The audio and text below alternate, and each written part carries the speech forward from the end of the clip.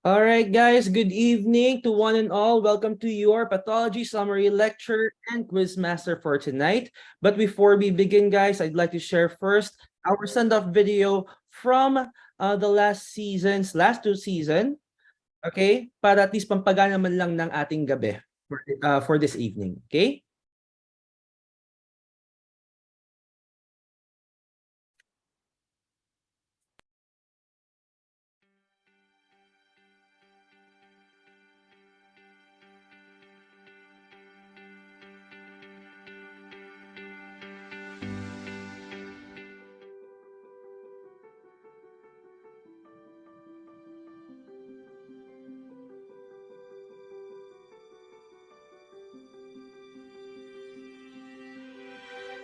I close my eyes and I can see a world that's waiting up for me, that I call my own. Through the dark, through the door, through when no one's been before, but it feels like home. They can say it all sounds crazy. They can say I've lost my mind. I don't care, so call me crazy. We can live in a world that we design. 'Cause every night I lie in bed, the brightest colors fill my head. A million dreams are keeping me awake. Of what the world can be, a vision of the one I see.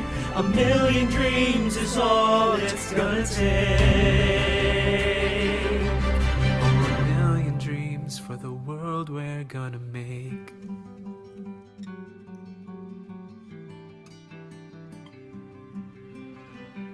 There's a house we can build. Every room inside is filled with things from far away.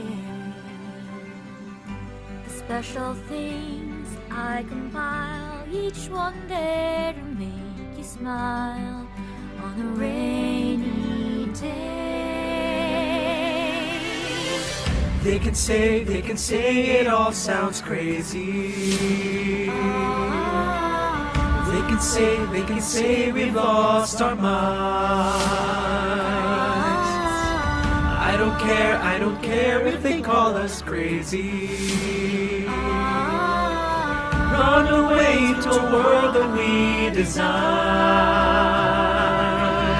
'Cause every night I lie in bed, the brightest colors fill my head. A million dreams are keeping me awake. I think of what the world could be, a vision of the one I see. A million dreams is all it's gonna take. A million dreams for the world we're gonna make. However big, however small, let me be part of it all. Share your dreams with me.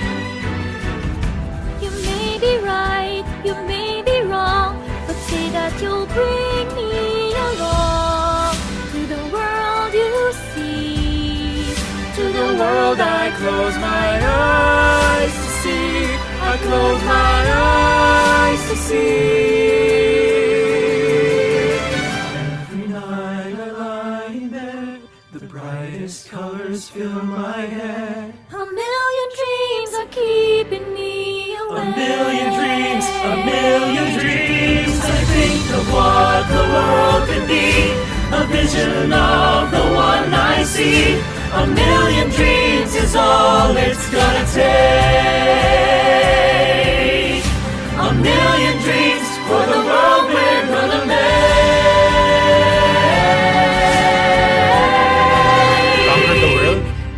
Tibay ng loob, everyone. For the world we're gonna make.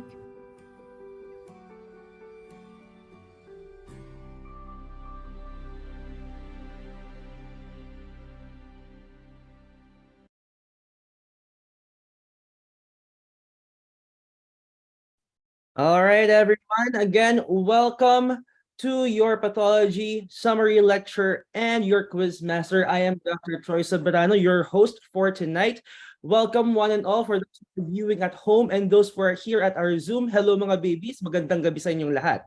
So for tonight, guys, before I'll give the floor to Dr. Rolly, I'm first going to introduce our speakers for tonight.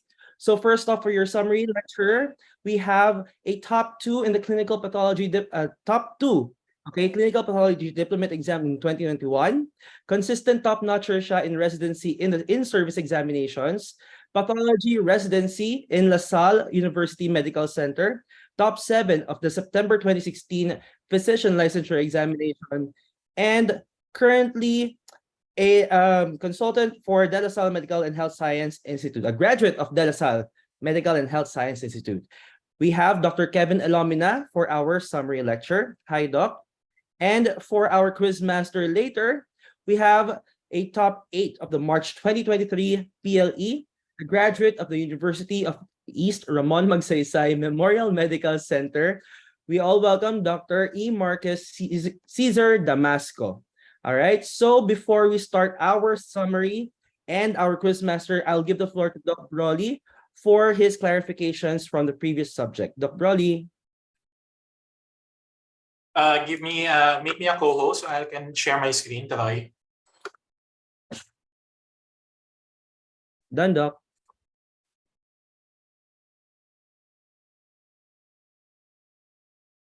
Okay, everyone, get your main handouts. Okay, we have 46 days to go before your board exams. Be with me, concentrate on what we need to do, okay? So for tonight, pato tayo, okay? We only have one correction for your handouts for this subject. So go now to page 41, right lower quadrant, okay? Your LAP there is supposed to be increased and not normal. So kindly change, yan lang yung tanging correction dyan sa handout ninyo. Page 41, right lower quadrant, okay? LAP is increased in leukomoid reactions.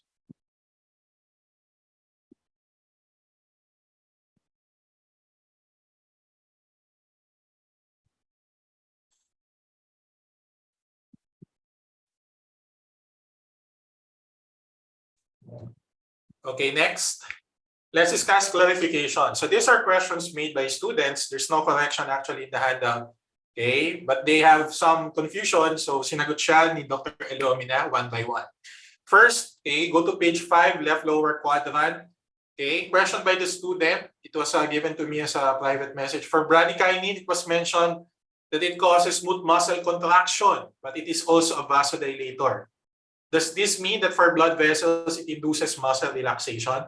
So tama yung guys, bradykinin is both for smooth muscle contraction and for vasodilation. So some students got confused about this because if you remember my lecture in physiology, okay, when the blood vessels, when the smooth muscles in the tunica media contracts, it's supposed to cause vasoconstriction. So bakit daw ang bradykinin, nagkukos siya ng smooth muscle contraction, pero nagkukos din siya ng vasodilation.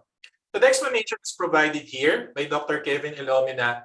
Basically, okay, kapag meron kang bradykinin, tumataas din yung nitric oxide, your NO, along with other vasodilatory substances. So that will induce vasodilation. And when it comes naman to the smooth muscle contraction effect of your bradykinin, okay, most of its smooth muscle contraction effects is not on the blood vessels. Okay, most of it is actually on your bronchial smooth muscles. So if you look at the handout, tama yung nakasulat dyan, that bradykinin will cause smooth muscle contraction. Tama din yung nakasulat dyan, it will cause vasodilation. Okay? These are not mutually exclusive. The reason for that is that tama yung nakasulat sa handout ninyo dahil yung effect ng bradykinin, hindi smooth muscles ng blood vessels basically. Okay? But on the smooth muscles in the other organs and tissues. Troy, kindly turn off yung notification, yung sound bell kapag pumapasok yung mga students. Okay? So pasok ka lang, Kevin, anytime. Okay, Dr. Kevin Elomina is here if you want to discuss it in an addition. Hi. Okay. Next. Okay. Ito yung papa-explain ko kay Kevin. Dito ko medyo nahihirapan. Go to page 11, lower quadrant. Tama kaya yung nakasulat sa handout. Kaso naguguluhan yung ibang estudyante. Question by the student, even to me. In a cross of heterozygous female and an affected male, 50% of sons and 50% of daughters will be positive. I would like to clarify lang po if this is maintained or should it result to 100% of daughters and 50% of sons. Doc Kevin, Broly, can I ano? Oo, Doc Broly ako na. Paano to? Ito yung part na kahit Oo. ako personally Doc Broly ako na. Actually may mali dun sa Punnett square. If you look at the upper left, no, dun sa apat na progeny, if you look at the upper left, dapat yung isa diyan ay small a. Okay? So basically, if you have a cross between a heterozygote female and an affected male, meaning the heterozygote female has one copy of the dominant allele and one copy of the recessive allele. And then the affected male has, of course, one copy of the recessive allele dahil sa X chromosome niya. And then Y siya dahil lalaki siya. Lalaki siya dahil may Y siya. Okay? So basically, if you do your Punnett square, you will have a female, no, na merong isang copy ng recessive allele and isang copy ng dominant allele. So that is phenotypically normal, but she's a carrier of the recessive allele. Okay? Now, the next one on the right of that, dahil parehong recessive allele yung nakuha niya, she's a female na meron siyang disease. So therefore, dun sa daughters mo, 50% yung may disease. Ito yun, tama? Oo, yes. Next, dun sa baba, dun sa may left. Okay? So meron kang isang male na merong one copy of the dominant allele and then Y. So that is a normal male, no? That is a normal male. And then if you look at the next one, no, dun sa right side niya, meron siyang one copy of the recessive allele and then Y siya. So lalaki siya. Dahil meron siya ng recessive allele, so meron siyang disease. Kaya 50% of the sons ay may disease. Okay? Gets? Kasi yung nasa kabila, yung nasa right side. Kasi yung nasa left side, yun yung mga walang disease phenotypically. Okay? Malinaw ba yon? Malinaw naman? Okay. Okay. Next. Okay, Fragile X syndrome. Doc, nakasulat dun sa handout ninyo. Okay, one student asked, Fragile X syndrome is X-linked recessive. Okay? Pero nakasulat doon sa flashcards ninyo, Fragile X is X-linked dominant. So ano po ba yung tama? Problematic because different references, chinek namin to pati sa internet will say different things. For some, it's an X-linked dominant disorder. For others, it's an X-linked recessive disorder. So obviously, gumawa ng patho flashcards ninyo based on references that states that X-linked dominant ng Fragile X. Yung nasa handout ninyo, nakasulat doon X-linked recessive, that is based on Lobitz. Pinakita actually pa ni Kevin yung part na yan na nandun sa Lobitz. So what will be followed though universally for the board exams for the entire top-notch program? We follow what's written in Lobitz, it's X-linked recessive. However, Doc, ano yung tamang sagot? Yung tunay, kung hindi na to pang boards, is it X-linked dominant, X-linked recessive? The answer is a little bit more complex. Kasi parang, pagkaka-explain nila Kevin dito, parang nucleotide repeat. Something. Pa-explain nga ito, Kevin. Hindi, sige. Hindi kasi ganito yun. No? The thing with the Fragile X is, it being trinucleotide repeat disorder complicates how it's being transmitted or how it's being inherited. So it doesn't follow completely the classic X-linked recessive pattern of inheritance, and also it does not follow exactly yung classic na X-linked dominant pattern of inheritance. So saan mo siya ilalagay? So siguro in real life, sabihin mong X-linked siya and it's a trinucleotide repeat disorder and leave it at that. No? But then yun nga, sa Robbins kasi, doon mismo sa textbook, sinabi kasi niya explicitly that it's an X-linked recessive disease. And since yun yung main material, and yun din yung main textbook na recommended ng CHED, edi yun ang gagamitin natin for uniformity purposes. Pero yun, real life is much more complicated than that. Yeah, pagkaka-explain sa akin nila Kevin dito, X-linked dominant, but it has sometimes features of X-linked recessive. and vice versa. So hindi mo siya completely makakategorize into X-linked dominant, X-linked recessive. That's why if you Google it now, fragile X, X-linked dominant, fragile X, X-linked recessive, Google it right now, you will get support for each of those. So that's why there was a difference now in terms of the patho flashcards and the patho main handout. So when we realize this, masabi ko na lang, sige, pinag-usapan din namin ni Kevin, sundin natin yung sinabi dun sa Robbins. It's classified as X-linked recessive. But the true answer is that hindi siya strictly X-linked dominant, hindi siya strictly X-linked recessive. It's complicated by the fact that it's a trinucleotide repeat disorder to, di ba? Yes. Yeah. Okay. C, gigantic gonads. Okay, next. Page 48, right upper quadrant. Regarding DIC, death is coming. Disseminated intravascular coagulation. Why does in acute DIC bleeding comes first, but in chronic DIC, thrombosis comes first? So maganda yung pagkaka-discuss dito ni Kevin. If you recall, acute means fast course and chronic means prolonged, usually slow progressive course. In acute DIC, since the course is fast, the phase that you will observe is the second phase, which is bleeding. Okay? But in chronic DIC, since the course is slow, you will tend to observe more the first phase of DIC, which is your thrombosis. Can you explain again yung first phase, second phase na to, Kevin? Kasi yung DIC, di ba, it starts with an insult, no? It starts with an insult that causes widespread endothelial activation. And if you recall, na paulit-ulit kong sinasabi in the lecture, kapag na-injure mo ang endothelium, that's going to be prothrombotic, no? And when you have widespread thrombosis, then yun yung first phase, no, ng DIC. Now, because of the widespread thrombosis, you're going to use up all your coagulation factors, all your platelets, no, all the things that you need for clotting. And that's when bleeding happens. So that's the second phase of DIC. Now, in acute phases, mabilis nangyayari to lahat. Kaya usually bleeding talaga yung nakikita mo, no? But in chronic DIC, usually it's just the first phase that you see, yung thrombosis lang. Okay? Kasi nga slow yung course niya. Yeah. Okay, next. Okay, on branchial cleft cyst, page 55, left upper quadrant. So one student asked, is the origin of the branchial cleft cyst the branchial cleft or the branchial arch? Ayan, So, ang toxic mahaba nito. explanation ni Kevin dito. Oo. Ang toxic nito, siguro ganito na lang. Okay, siguro ganito na lang. I would have to agree with the student, no? I would have to agree with the student that your branchial cleft cysts are actually cystic dilatations, no, of those branchial cleft mucosa na naiwan, no? Kasi supposedly mawawala yan during development, no? Mawawala yan during development. But if they persist, no, kapag nag-persist sila and then nagkaroon ng tubig dyan or ng fluid, no, pwede yung maging branchial cleft cyst. Okay?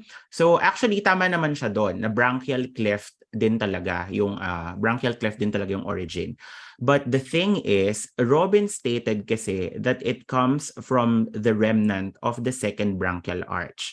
And there's a bit of truth in that. No, there's a bit of truth in that because yung buong complex process ng pharyngeal arches development will involve yung second pharyngeal arch overgrowing the third and the fourth, no? Kaya nakukulong yung mga branchial clefts na yon. And yun yung pinagmumulan ng branchial cleft cyst. So kung hindi nangyari yon, no, kung hindi nangyari yung process na yun doon sa second branchial arch na yon, magkakaroon ka pa rin ng branchial cleft anomalies. And that is, I think, what Robbins meant by yung the most majority of the cases arise from the second branchial arch remnant. But the student is not wrong. And actually, nagpapasalamat din ako sa student na yun kasi nakita niya yun. No? She's not wrong. But sinabi din kasi yun ng textbook. Okay? Yun lang naman. Okay, next. Nasaan na? Sorry, stay lang. Okay. Next, page 61, right upper quadrant, on orthodeoxia. Question, it was mentioned that the definition of orthodeoxia is dyspnea in the upright position and platypnea will give symptomatic relief when laying down. Since to distribute po yung area ng midline apical. Will this contrast po sa definition ni Harrison's that actual text from Harrison's, the hepatopulmonary syndrome is characterized by platypnia and orthiodoxia, shortness of breath, and oxygen desaturation that occurs paradoxically upon assumption of upright position. So according to Dr. Ilomina, desaturation occurs sa upright position is orthiodoxia. Basically, pareho lang ang sinabi sa Robbins. Ma-explain ulit, na-confused din ako dito, Kevin. Siguro nalito yung student kasi the way Harrison said it is platypnia and orthodeoxia. But orthodeoxia is a different thing than from platypnia, no? So basically nga kasi ang nangyayari in your hepatopulmonary syndrome is you have vasodilation at the base of your lungs, no? So if you have vasodilation at the base of your lungs, ang nangyayari kasi you increase your perfusion but you do not increase your ventilation. Pulmofacia, Doc Broly. Yun. So basically, anong nangyayari if you have high perfusion and you have an unchanged ventilation? Basically, nagkakaroon ka ng ventilation-perfusion mismatch. And that leads to hypoxemia. And that's the reason why kapag nakatayo ka, no, kapag nakatayo ka, the gravity kasi ang nangyayari, yung blood mas sa base na punta, no? Mas sa base na punta. And therefore the shunt worsens kapag nakatayo ka, no? The shunting worsens kapag nakatayo ka kasi andun yung nagva-vasodilate eh. So andun yung doon nangyayari yung VQM.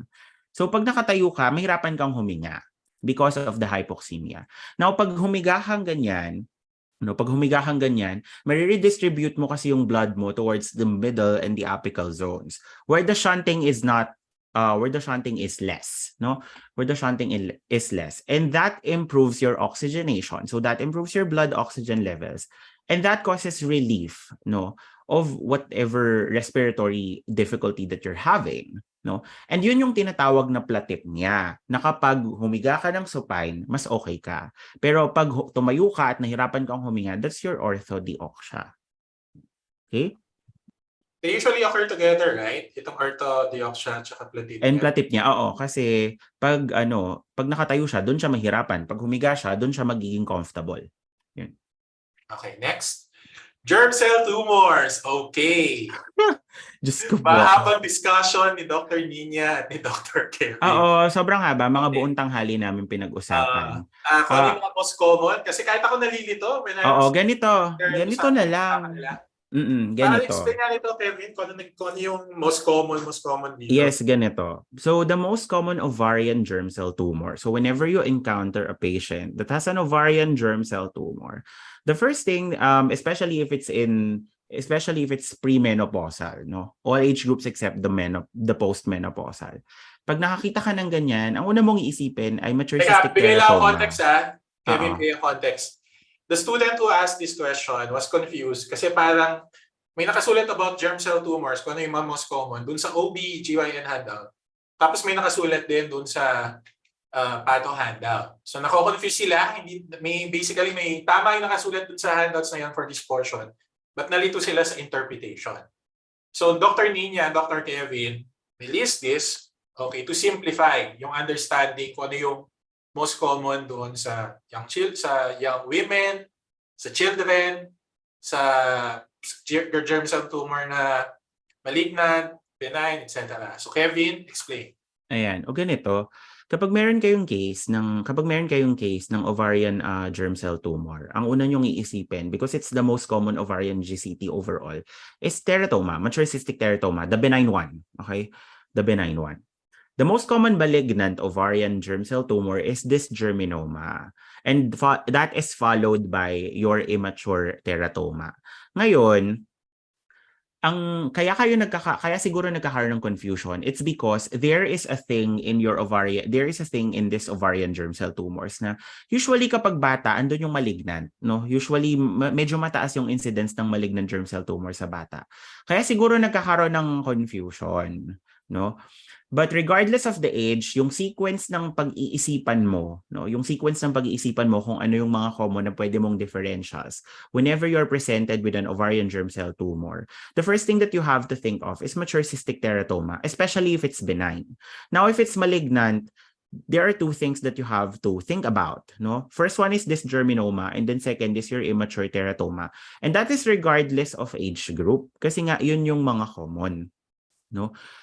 Kasi alam mo, ang epidemiology nagbabago 'yan, no?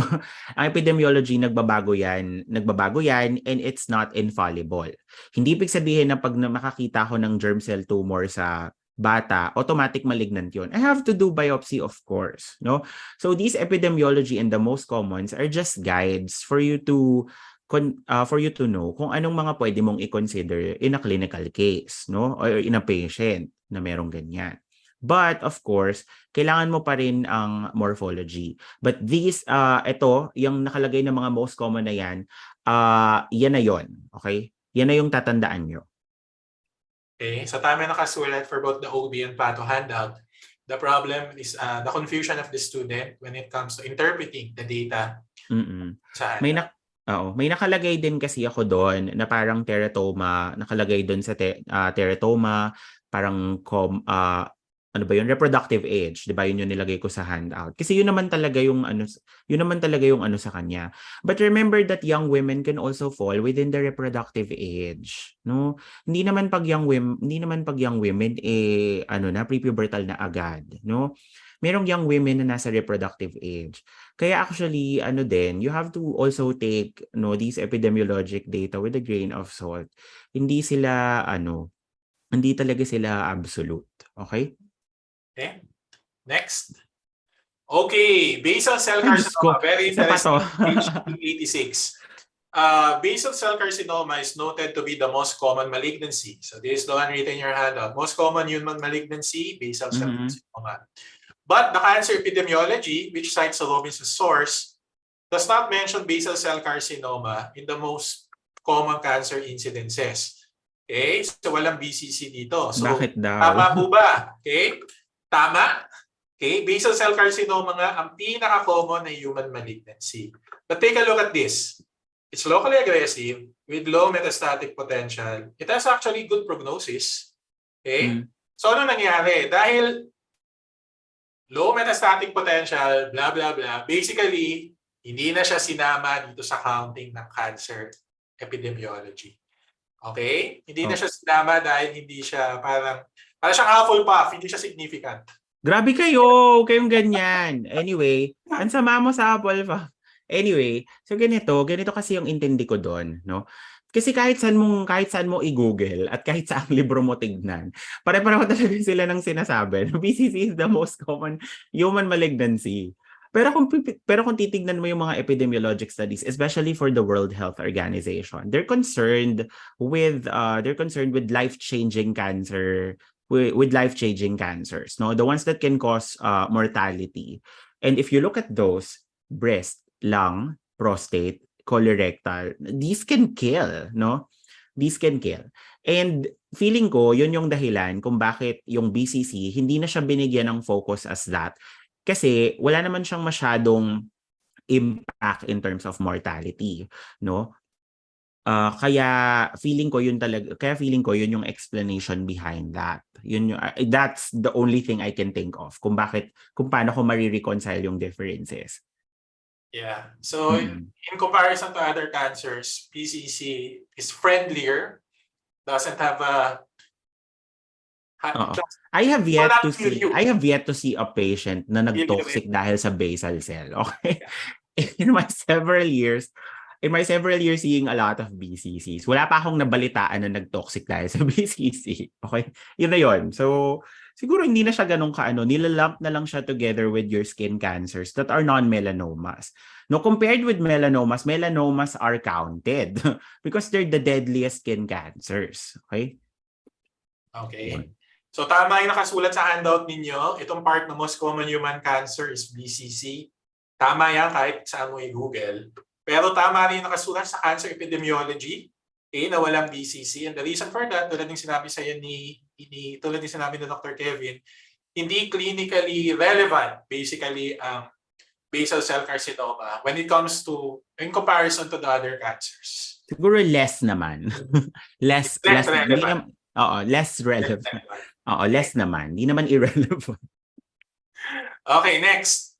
Flashcards page 1 and 2. Whew. Why is the case mentioned a case of hyperplasia and not And not hypertrophy? hypertrophy. So from the flashcards, elderly male complaining of difficulty in urination with digital rectal exam findings of prostate gland 2 times its normal size, wherein TURP is done. Microscopy revealed nodules of glands in intervening stroma. So kahit ako, nung pagkatingin ko, sabi ko, hindi ba to deep? Hindi ba to benign prostatic hyperplasia? Nodular prostatic Nodular hyperplasia? prostatic hyperplasia, yes. So, hindi naman siya nodular prostatic hypertrophy, right? Yes, So, yes. yeah. Tinawag kasi siya, actually, di ba noon, ang tinatawag sa kanya, benign prostatic hypertrophy. Naabutan natin yung term, naabutan natin yung mga panahong yon. Pero sa totoo lang, ang tama talagang term dyan ay nodular prostatic hyperplasia. Remember that your hypertrophy is increase in the size of your cells, no? And your hyperplasia is increase in the number of cells. Now, on an organismal, and now on an organ level, no? Both of these cases can cause organ enlargement. Okay? Both of these cases can cause organ enlargement. Now, how will you differentiate them? Now, you have to differentiate them. If you have to differentiate them, you have to look at the cells involved, no? For example, in your heart, di ba? Your heart muscles are not capable of proliferating. So hypertrophy talaga sila in response to increased workload. But the enlargement in your nodular prostatic hyperplasia comes from hyperplasia of the glandular and the fibromuscular elements. Kaya siya tinawag na nodular prostatic hyperplasia and not hypertrophy. The increase in the organ size is just a consequence of the cellular adaptation. That is hyperplasia, no, na nangyayari in your NPH. Okay? Hyperplasia is increase in the number of cells. Pag dumami ang number of cells, logically, Madami din. follows na lalaki din yung organ. Organ, yes. So I think nag-focus yung student doon sa fact na, Doc, nakasulat kasi doon sa flashcards niyo, yung increase in organ size is hypertrophy. Ba't hindi nyo na nilagay doon sa hyperplasia na may increase in organ size din? I told the student, Doc, it's reasonable to expect that when you have given a scenario na nag-increase yung number of cells, if you have enough number of cells that increase, lalaki din yung organ. So, it's a logical expectation for the student reading the handout. So, you're going to see organ size in both hypertrophy and hyperplasia. So, hypertrophy, maganda yung binanggit ni Dr. Kevin. Okay? Tingnan nyo kung anong kind ng cell yan. Kung hindi yan nagre-reproduce, like your mature muscles and their neurons, okay? Mga permanent cells, for example, like your cardiac muscle. Okay, so they will go hypertrophy more than hyperplasia. Okay. Next, on myelin figures, also ask about flashcards. So myelin figures are listed as general morphologic changes in necrosis. For the flashcard, shouldn't myelin figures be given as an answer also? So let me state kung ano yung nakasulat dun sa flashcards ninyo. This is based on the previous board exam question. Among the following, which is not an electron microscope finding of reversible cell injury? So given the options of plasma membrane blebs, myelin figures, dilation of endoplasmic reticulum, and cariolysis. The answer given here was cariolysis because this is considered an irreversible cell injury, okay, part of necrosis. Okay, myelin figures is not the best answer because you can see myelin figures in both reversible and irreversible cellular injury. Okay. However, merong dito, may further discussion pa si Kevin dito. May inherent weakness yung question na tinanong sa boards because cariolysis is not actually an electron microscope finding. So there was a problem dun sa actual question na tinanong sa boards. Kevin, kindly explain further. Ayan. Kasi ganito, yung cariolysis, yung cardiorexis, and your pycnosis, those are nuclear changes in your necrosis, no? Those are nuclear changes in your necrosis. So actually, doon pa lang, if you know that those three are associated with necrosis, yun na kaagad isasagot mo. Okay? But, and also, your cariolysis can be observed under the light microscope, no? These other choices, these other choices are all electron microscope findings, while your cariolysis is a light microscope finding, and it's also associated with necrosis. So that is the best answer. Kasi necrosis is not a reversible process anymore. Patay na yung cell, no? Kaya, and you cannot reverse death, no? So yun yung tama, kaya yun yung best answer. So So ang pagka ano, paralyzed hindi mo na siya nakikita sa electron microscope, mas nakikita siya sa light microscope. Tapos yung oo, hindi mo na paralyzed, hindi pa kailangan. siya reversible. Sa irreversible cell injury. Irreversible siya eh. Hindi mo na kailangan. So actually doon pa lang, So tama talaga yung tanong. Tama talaga yung pagkakatanong. oo, We are not an following electroscope, up. not an electron microscope finding of reversible cell injury. Mali yung choices kasi. Ito na naman ako. Hindi, kasi ganito. Kung gagawa ka ng choices, if you're a teacher, the choices should be homogeneous. So pag sinabi mong electron microscope finding, dapat lahat yan electron microscope finding. Basically, ganun lang yun. Yun Pero lang. hindi na siya, parang tama rin naman yung question. Hindi, tama naman talaga. I Tututusin mo eh. mean, Hindi naman oo, talaga tama siya naman. nakikita sa electron Masasagot mo, kumbaga. Hindi rin naman talaga siya reversible. Oo, So, yun. Exactly. it's still logically tama siya. Pero Mm-mm. may weakness, imperfect lang yung test construction, yung question structure. Very teacher Very teacher naman tayo doon. Sige. Okay. Ito Guys, na ba? mas maraming gulo pagdating sa board exam, mas yung mga typos, yung mga logical, yung fallacies, mas marami yan sa boards. So, expect some of this, pagdating sa board exams.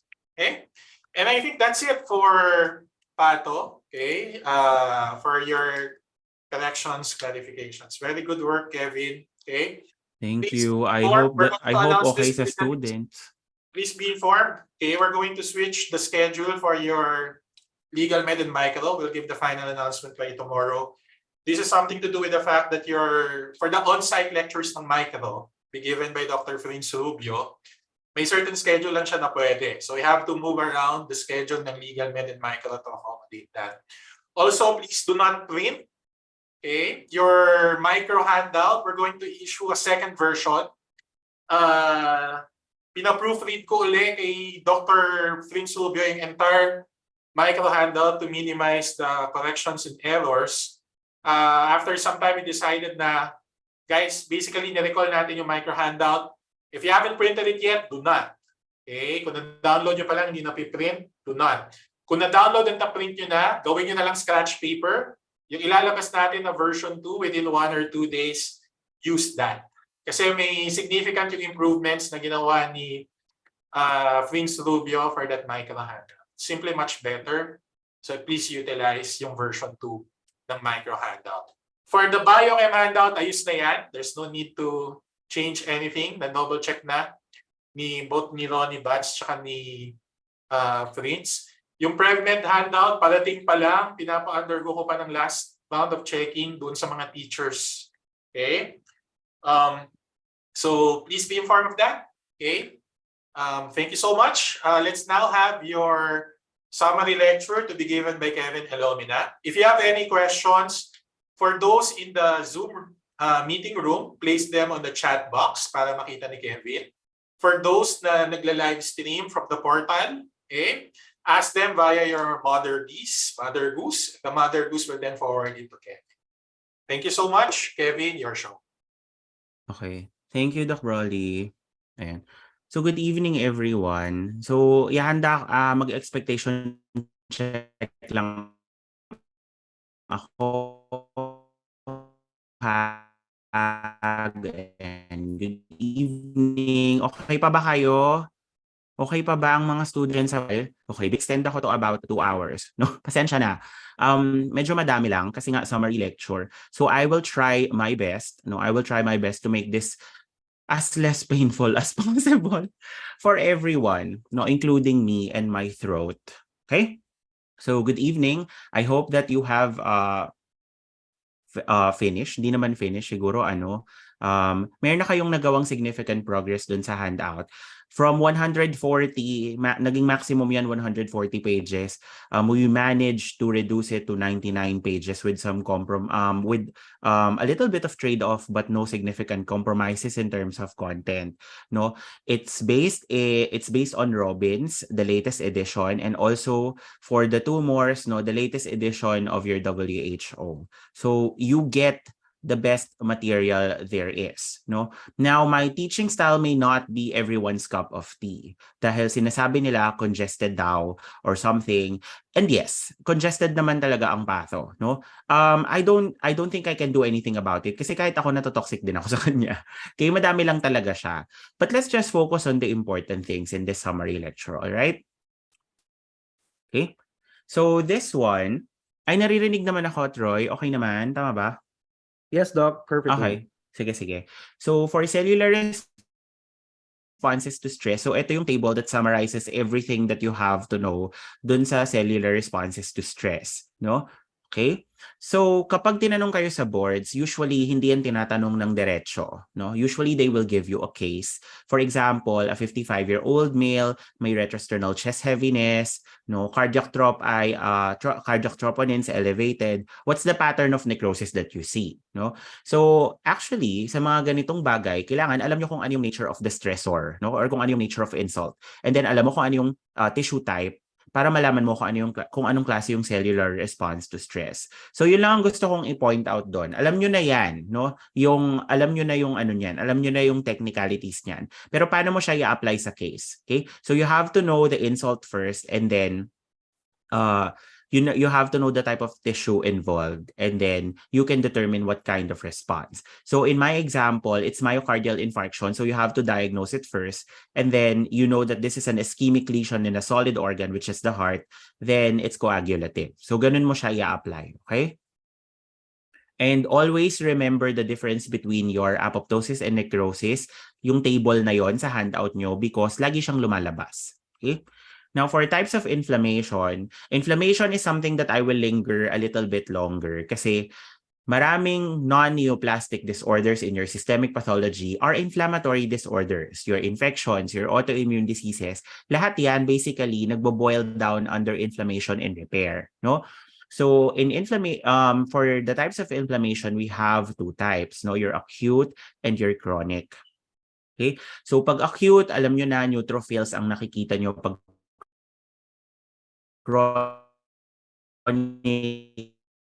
usually your mononuclears, and you know that your stand processes usually have more severe tissue injury. Therefore, clinically, your acute inflammatory disorders will present with infection or typical clinical manifestations of your mucositis, pain, no, mga ganyan.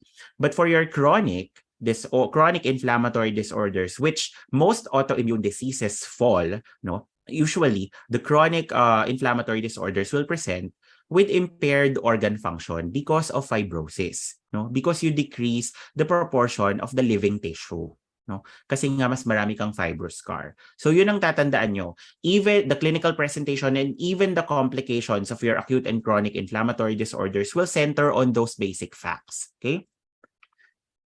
Now, take a screenshot of this kasi nagtatanong ng inflammatory mediators and functions, and I group them according to common function. So please take a screenshot of this. Okay?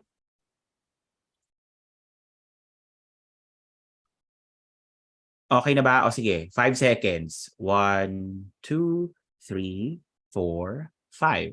Okay? Okay na? So yan, magagamit nyo yan for your summary. Kapag nagma-mastery na kayo. Now, for the types of repair, there are two.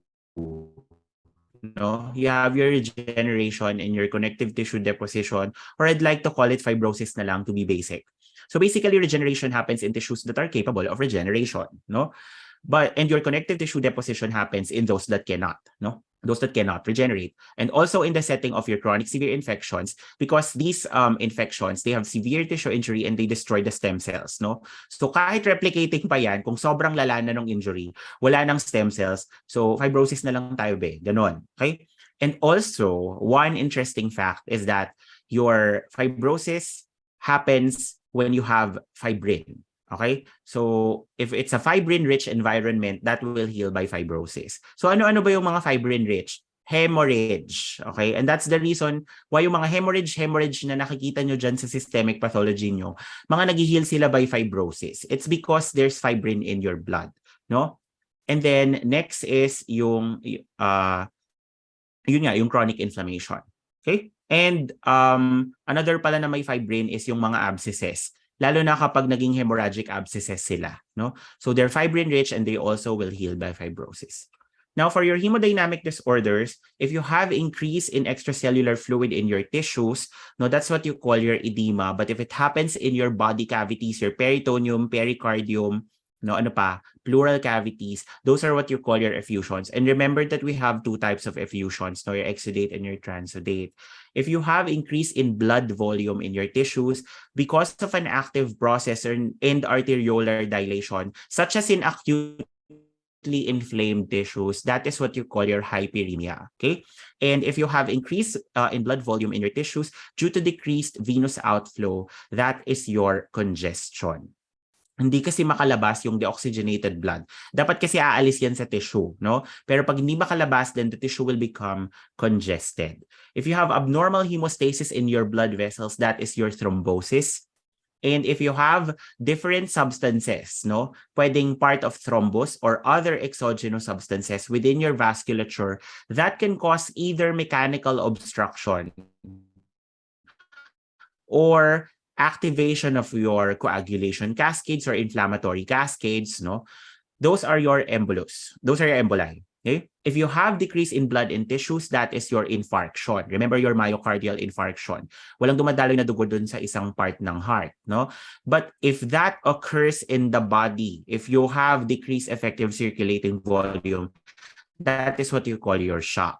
Now, concentrating on shock, we have 5 types, no? Your cardiogenic, pag sinabing cardiogenic, think lahat ng conditions na pwedeng mag-cause ng heart failure or failure of heart to function properly. For example, if you have tension pneumothorax, it can compress the mediastinal structures and therefore render the heart unable to fill blood. So may diastolic failure ka. So that's cardiogenic shock also, no? It's a kind that you call your obstructive shock. So for your hypovolemia, self-explanatory if you have fluid losses, no? For systemic inflammation, you have your septic shock, which is caused by widespread endothelial activation because of the infection, no? Widespread endothelial injury because of the infection. And of course, the cytokines that are produced in response to inflammation, no?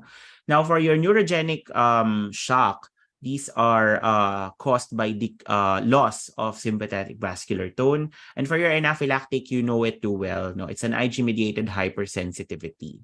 Now, for your genetic disorders, these are the types. Now, we have your Mendelian, we have your chromosomal, your trinucleotide repeats, and your genomic imprinting disorders. So, these genetic diseases, common na itanong yung kanilang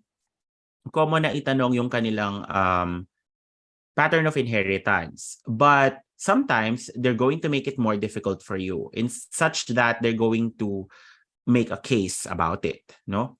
So this table will help you, no? This table will help you sort their features, no, their clinical features. So please take a screenshot of this, no? 5, 4, 3, 2, 1. So remember in your in your cognitive domains, no, in your cognitive domain, no, or cognitive symptoms, yung nagko-cause ng mental retardation, marami except for your Klinefelter. Remember that Klinefelter does not cause mental retardation or significant intellectual disability.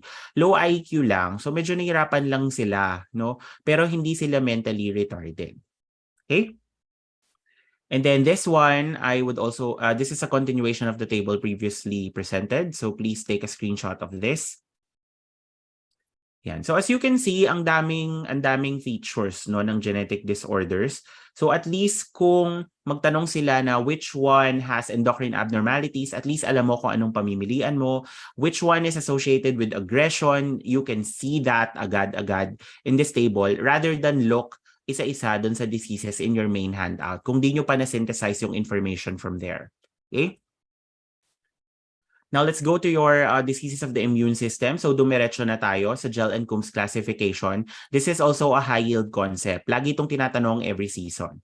So, let's review. You have your 1, 2, 3, and 4. Your 1 is your allergies. It's IgE-mediated. Your type 2 is antibody-mediated. And you know that your antibodies, if you recall your inflammation and repair, can activate your complement system. Diba? And It can cause damage through three sub-mechanisms, no? Your opsonization and phagocytosis, your inflammation, and these two are because of your complement activation, or it can alter the function of your target cells without significant organ damage. Now, your type 3, these are your immune complex mediated disorders, and you know that they're like garbage. They get deposited everywhere, especially in your blood vessels. And you know that these immune complexes can activate your complement system and can cause inflammation and then organ damage. Okay? And then yung type 4, depende kung CD4 or CD8. Usually CD4 operates by cytokine production and inflammation, while your CD8 are capable of directly killing your target cells. So just remember your systemic autoimmune diseases, your SLE, your Sjogren, your systemic, your mixed connective tissue disease. So just remember their main clinical presentation, no, and your notable autoantibodies. Okay? Para ma-diagnose nyo sila, and then you just pick the relevant information. You just pick out the relevant information from your memory. So for your SLE, you know your SOAP brain MD mnemonic. So it involves multiple systems, and these are the notable autoantibodies. For your Sjogren syndrome, the main clinical presentation is the lack of secretions because it attacks your lacrimal and your salivary glands. While for your systemic sclerosis, it's fibrosis involving a lot of systems. Okay? Now, we also have, kung meron tayong mga autoimmune diseases, meron din tayong immunodeficiencies. And yung immunodeficiency will, of course, present with infections. No? So, depende kung anong arm of immune system yung involved, yun yung magdidikta ng abnormality. So pag innate, usually granulocytic function yung involved, so impaired ang neutrophilic response mo, or you can have complement deficiencies. For adaptive, because it involves your T and your B lymphocytes, no, it affects the maturation pathways ng lymphocytes na yon. So if the block occurs early on, then you will have deficiency of both B and T cells. You will have SCID. For B cells, you will have Bruton. No, and you will be susceptible to extracellular pathogens because you don't have immunoglobulins. Now, for T cells naman, your thymus does not develop and dun galing yung T cells. So you are susceptible to fungal, viral infections, and those hardy organisms, no? Like your TB, mga ganon. No? And if Ig class switching naman, your B cells become your plasma cells. If you have problems with Ig class switching, you can have isolated immunoglobulin deficiencies. Okay?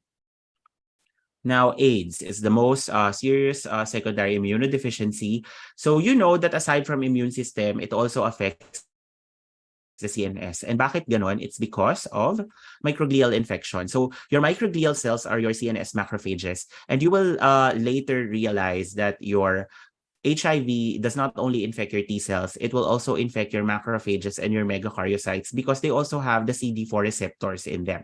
Okay? So what's the main abnormality in the immune system of your patients with HIV? Alam na alam nyo to, bumabagsak ang kanilang CD4. No? Now, the phase of HIV infection where partial control of viral load occurs due to host's immune response, this is your acute phase. Remember your acute phase of HIV infection, of course, there's viremia. No? There's viremia, but of course, when there's something that's foreign in our body and we still have an intact immune system, then basically, magre-respond pa rin tayo, and that will lead to a partial control in your viral load. So, pag taas niya, babagsak siya ng konti, no? And then mag-enter siya dun sa other phases na, no? Yung chronic phase and then yung AIDS. Okay?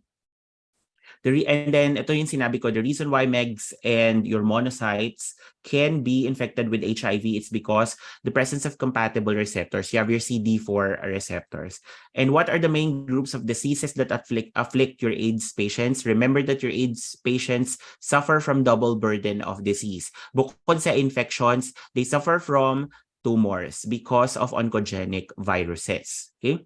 So for neoplasia, let's make things a little bit practical. If you have a 57-year-old male who's a non-smoker presenting with a lung mass that's 4 centimeters on imaging. So what's the most important clinical information to elicit? It's history of other cancers. Remember that your lung, if you recall your chapter 14, lung is the most common site of metastatic neoplasms. And lung mets is the most common malignant lung tumor. No? So, whenever you have a lung tumor, you always have to rule out mets first. Now, if this is a primary tumor, you diagnose. And this is where your nomenclature comes in. So, this one is malignant. The cells are ugly. The architecture is not organized, but you see these tubular structures, and these are your glands. And pag sinabing glands, adeno, okay? And it's a malignant epithelial neoplasm, so it's an adenocarcinoma of the lung. Okay? So remember your nomenclature, no? Parang exorcism 'yan. Kailangan alam mo yung name ng tumor for you to have power over it. Okay? So you have to master your nomenclature. Now, what are additional tests that we have to request for to ascertain the lineage of this tumor? You do your IHC kasi nga syempre adenocarcinoma 'yan. Malay mo ba kung adenocarcinoma 'yan galing sa ibang lugar, 'di ba? So, 'yon. So if this is a primary adenocarcinoma, well, it's nice to know lang naman, no? The the positive stains are your thyroid transcription factor 1 and your napsin A. Well, that's already advanced, but I just want you to see an application of your neoplasia principles in real life. Okay, so what's the mutation expected in this patient group and cancer hallmark observed? Your EGFR, and your EGFR is an oncogene, no? It's an oncogene. So the cancer hallmark is your self-sufficiency in your growth signals. In your lung cancer patients, when you become clinicians and you become oncologists, no, your EGFR is prognostically important, no, and your EGFR is a targetable mutation. Meaning, kapag may EGFR mutation ang lung cancer, pwede mong gamutin by anti-EGFR therapy. Okay? Kaya siya importante. So, hindi lang sila basta sauluhin. Siguro kung hindi nyo sila magagamit sa boards, magagamit nyo sila after. No? So, i-appreciate nyo pa rin. Okay? Now, this one is an elderly male with a retroperitoneal mass 6 months prior. So, as you can see in the picture, medyo may nakikita kang taba, pero between those taba, merong atypical cells. Okay? So, mukhang adipocytic neoplasm ito. So, is it benign or malignant if you look at the clinical history? It's 15 centimeters in 6 months. That's mabilis yon, mabilis yung growth rate. So, benign or malignant, mukhang malignant yon. Ang laki pa, no? And it's deep-seated. So, recall your general principles of your soft tissue tumors. Now, is it epithelial or mesenchymal? I see fat, no? If I see fat, fat is a soft tissue. Therefore, it's mesenchymal, no? Now, diagnose, it's well-differentiated liposarcoma. So you see your mature fat cells, but you see your atypical stromal cells, no, in between. And this is because of your MDM2 amplification. And if you recall in your lectures and your handouts, your MDM2 is an inhibitor of your P53. And your P53 guards your genome, no? So if that is inhibited, then pwede ka magkaroon ng cancer. Okay? So this one naman is an elderly male with a thigh mass, 20 cm, 3 months. Ang bilis-bilis. So siguro benign or malignant, it's malignant, no? And also, if you look at the picture, baka naman ang pangit, no? Pag pangit-pangit, malignant na yan. Okay? So additional test to a certain lineage, well, sa sobrang pangit niya, hindi ko alam kung saan siya galing. So, it's undifferentiated. We need to do your IHCs. And you have to diagnose based on the following IHC results. So, as you can see, you have here leukocyte common antigen positive result, no? Which indicates hematolymphoid differentiation. Your cytokeratin is negative. It means it's not epithelial, no? Your CD20, which is a B cell marker, is positive. So this is a high-grade B cell lymphoma, no? So it's lymphoid, no? It's a lymphoid. It's a malignant lymphoid neoplasm. It presents as a mass. Okay? So for severe yung infectious diseases, I will skip that. Basically, ang meron kasi sa infectious diseases, no, doon sa trends, ang nangyayari kasi, they tend to be more clinical, no? They tend to be more clinical. And therefore, kaya ko ni-revise yung handout nyo such that I gave, no, particular importance in the clinical features. So, yun usually yung tinatanong nila for infectious diseases. But of course, it doesn't hurt for you to remember their morphology. So yun lang yung may i-share ko for infectious diseases. Now, moving on, marasmus and kwashiorkor is quite a highly recurring topic, no? Parang across seasons, lagi siyang lumilitaw. So we have to know the difference. So kung ang protein malnutrition ay greater, ano siya? Marasmus or kwashiorkor? It's kwashiorkor, no? If you have severe wasting, sobrang payat mo, anong meron? It's your marasmus. Kasi yung marasmus, somatic protein compartment yung na-affect niya. Now, if you affect your if the visceral protein compartment is affected, that is your kwashiorkor. So mawawalan ka ng albumin, tapos dahil doon magkakaroon ka ng edema, no? If you have caloric deprivation, ano yon? It's more of your marasmus, no? And if you have a hypoalbuminemia and edema, as I previously mentioned, that is your kwashiorkor. Okay? Now moving on.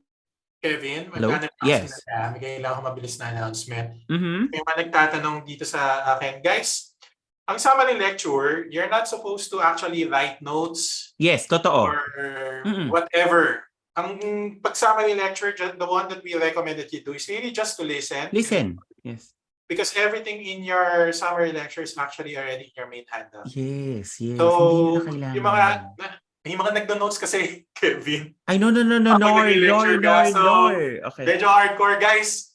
Oo. Honestly, habang nakikinig kayo ng summary lecture, B. grab a beer, just grab coffee, okay, grab some snacks para lang kayo nanonood ng TV. Oo, Popcorn. B. Hindi kayo ASMR dapat lang to. toxic pag summary lecture na ganito. Okay? Mm-mm.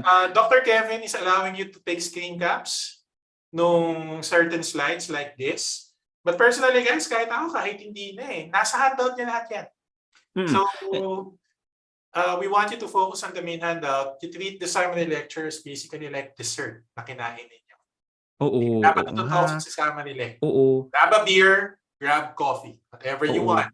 Just listen and enjoy the lecture. Oo. Be, wag na kayong magsulat kasi ang toxic-toxic na nga ng patho as it is. Summary lecture lang to. So, wag na kayong magsulat. Okay? Sasabihin ko lang yung mga importante, no? Okay? So, let's go to the representative pediatric diseases. So, pag hyaline membrane disease, alam nyo naman, this is your neonatal RDS. So, ang nangyayari, di ba, you have surfactant deficiency and you have decreased lung maturity here, no? So, dahil doon, basically, you will have poor ventilation and that causes also poor perfusion, no, eventually. And pinaliwanag ko yan in detail in the handout. Basically, if you have poor perfusion, no, anything that has a poor perfusion will necrose and will die, no? At dahil doon, yung necrotic debris na yun will organize into hyaline membranes and that further exacerbates your hypoxemia, no? Kaya ka nagkakaroon ng respiratory distress. Now, for your necrotizing enterocolitis, no, you have you damage your bowels, which causes loss of mucosal integrity, and therefore if you have enteral nutrition, so kung pinakain nyo agad sila, no, pinadede nyo agad sila, then may na-introduce agad na bacteria sa gut nila which can translocate to the bloodstream causing neonatal sepsis. Yun yung necrotizing enterocolitis. Now, for your cystic fibrosis, this is highly recurring, no? This is highly recurring. And alam nyo naman yung CFDR defect siya. It's an ion channel that handles your chloride and related ions like your bicarbonate, no? And the sine qua non of this is your salty sweat, no, because your chloride does not go in, no, and stays in the lumen of your sweat glands. Okay, so yung sodium at yung chloride nagsasama, nagiging salt, kaya salty ang sweat. Now in other mucosal linings, no, ang nangyayari is nagkakaroon ka ng dehydration, no, nagkakaroon ka ng dehydration and the mucus becomes plugs, no. Kaya ang cystic fibrosis ay mucus plugs. Yun ang morphologic findings niya. And of course, those can cause organ dysfunction, no, in the lung. It can cause persistent infections, no. So mga ganon. Okay? Now, for your pediatric tumors, these are your blastomas, no? So, yung neuroblastoma, tandaan nyo sa kanya, pediatric patient, you have a midline abdominal mass, no? Or an abdominal mass that crosses the midline. Remember that this arises in the adrenal medulla. So, basically, pag lumaki yun, magkocross talaga siya ng midline, no? And small round blue cells ang general morphology ng pediatric, ng small round blue cell tumors of your childhood, no? And homocyte pseudorosets can be seen in your neuroblastoma. While for Wilms tumor, aside from the mass that can also cross across the midline, no, meron siyang hematuria. Kasi nga sa kidney ito, no? So meron siyang renal manifestation. So yun yung difference niya from your neuroblastoma. And aside from the small round blue cell tumors, no? Yung Wilms tumor, the morphology is your classic triphasic tumor, your blastema, your epithelia, and your stromal or mesenchymal, no? Kaya ako siya ginawang stromal para best yung kanyang ano yung tawag doon? Yung kanyang mnemonic. Okay? So, okay pa ba? Okay. So, let's start with the systemic pathology. So, yung vascular pathology in summary is this, no?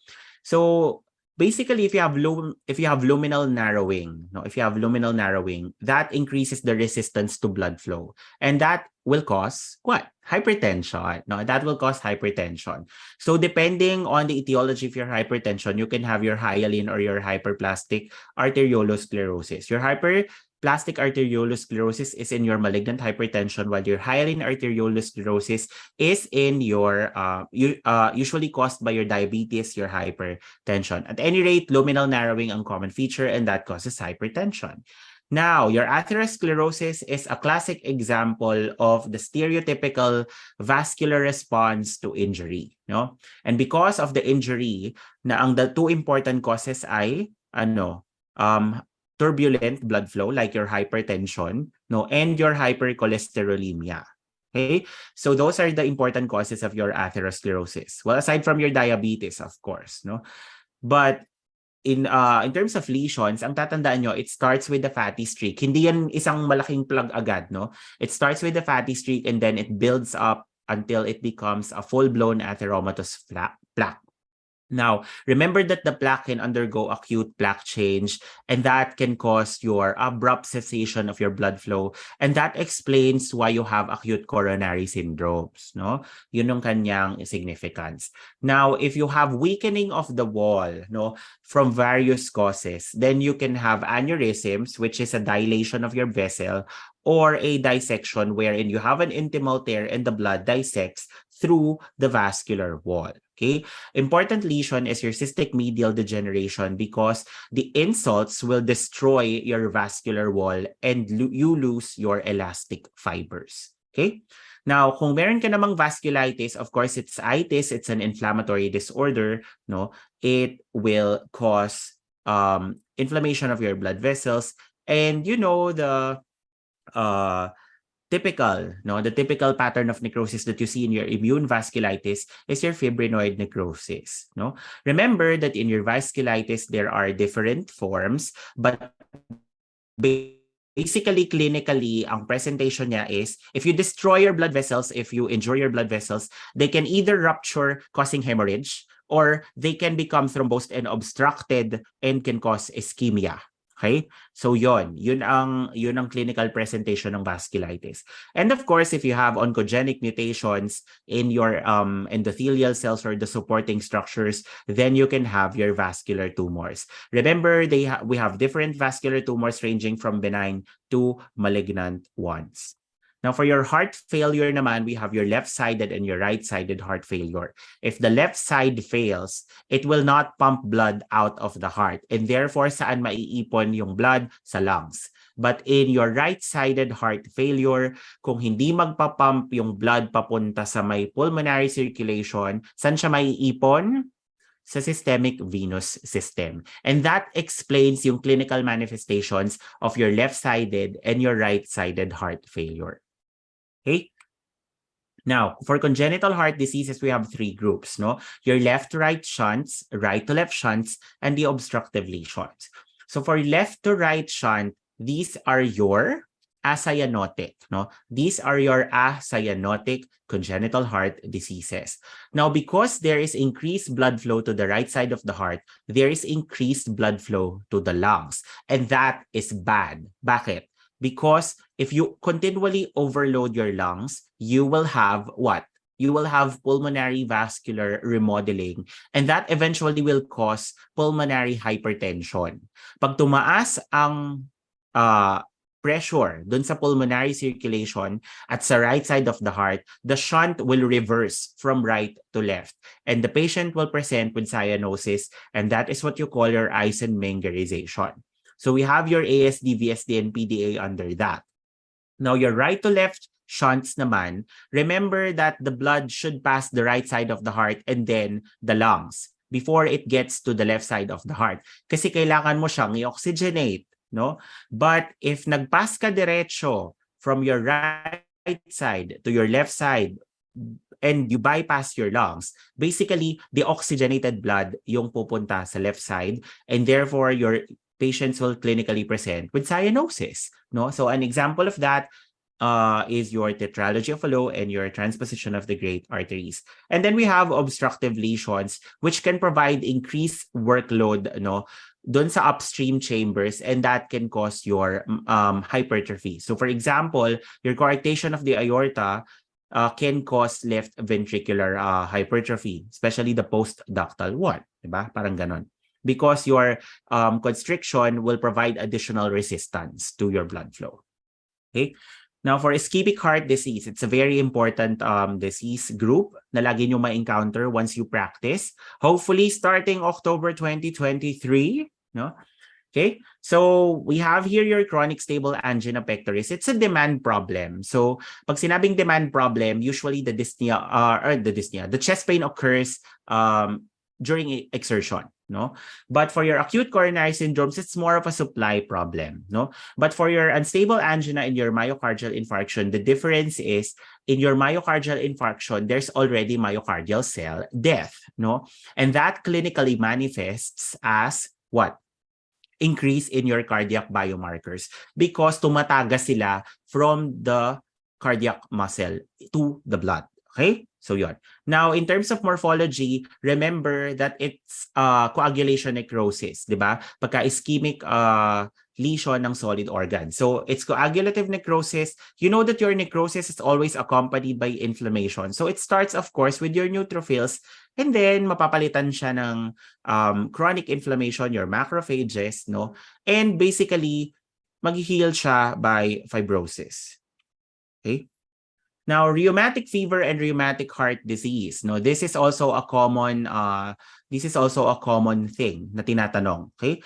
So remember lang na ang acute rheumatic fever at ang rheumatic heart disease ay magkaiba, okay? Kasi ang acute rheumatic fever, ito yung autoimmune, no? Ito yung autoimmune disease, okay? Ang nangyari dito ay molecular mimicry because there's similarity between your streptococcal antigens and your cardiac self-antigen. So the body attacks your heart. Okay? And doon mo nakikita yung ash of bodies, your NHCO cells, and the clinical presentation is usually acute MR or mitral regurgitation. Now, you know that this is an autoimmune disease. Therefore, it will heal by fibrosis. And that is where rheumatic heart disease comes in, no? And because it's fibrotic, then you will have mitral stenosis naman. Okay? Mitral stenosis naman. And of course, since puro fibrosis ang nasa RHD, you don't see your ash of bodies. It's puro fibrosis. Now, what's the bad thing about having a rheumatic heart disease? You're predisposed to develop infective endocarditis, particularly the subacute, because you have a damaged heart valve. Okay? Now, for your cardiomyopathies, we have three basic patterns, no? You have your dilated, hypertrophic, and your restrictive. Just remember that your dilated, because it's super dilated, it cannot pump out blood. And therefore, that's your systolic dysfunction, which sa laboratory niya or sa 2D echo niya, you have your decreased ejection fraction, no? Now, for your hypertrophic and your restrictive, they're more of a filling problem. For your hypertrophic, of course, you have hypertrophy of the walls, no? And because of that, you compromise its contractility, no? And its flexibility. Okay? You compromise its flexibility. So, yung compliance nung iyong heart chamber because of your hypertrophy ay bawas. Kaya hindi ka makapag-fill ng blood. Kaya siya diastolic dysfunction. Now, for restrictive, matigas yung puso mo, pusong bato ka, so di ka maka-expand. Kaya hindi ka rin maka-fill. Okay? Now, diagnose. This one is a common case. This one is a common case. Lagi ang lumilitaw. So, ano yan? 35-year-old male, a blood smear. So, anong nakikita nyo sa screen? You have our rods, no, in a cell. So, yan. You have our rods. And then this is a myeloid leukemia, particularly your acute promyelocytic leukemia. So what's the characteristic translocation? It's your T1517. And that T1517 causes its susceptibility, no, to vitamin A, no, to all trans-retinoic acid. So remember the crucial thing about your lead, so dapat lagi tayong prepared. Now, this one naman is an elderly male, no? An elderly male with a lot of lymphocytes in the peripheral blood smear. So, ano yung pointed structure? It's your smudge cell. And ano yung lineage? It's your lymphoid. So, these are your B cells, no? These are your tumor B cells. So, what's the diagnosis? Naabot niya yung 5,000 per ml na cutoff for your lymphocytes. So that is your chronic lymphocytic leukemia. So bakit ka nagkakaroon ng thrombocytopenia in this patient? Remember that this patient presents with gum bleeding. It's because of autoimmune phenomenon, which is notable in your B-cell tumors. So whenever you have your autoimmune hemolytic anemia and your autoimmune immune thrombocytopenic purpura, you check for your SLE, your CLL, no? Okay? And when it transforms into DLBCL, you call that your Richter syndrome. Now, this one is also classic. So this one is a 35-year-old male with a mediastinal mass. So what's the cell in question? It's your Reed-Sternberg cells. And yeah, the diagnosis is your Hodgkin lymphoma when you see that. So wag na yung nodular sclerosis kasi masyado na yung toxic. So, of course, this is a classic Hodgkin lymphoma.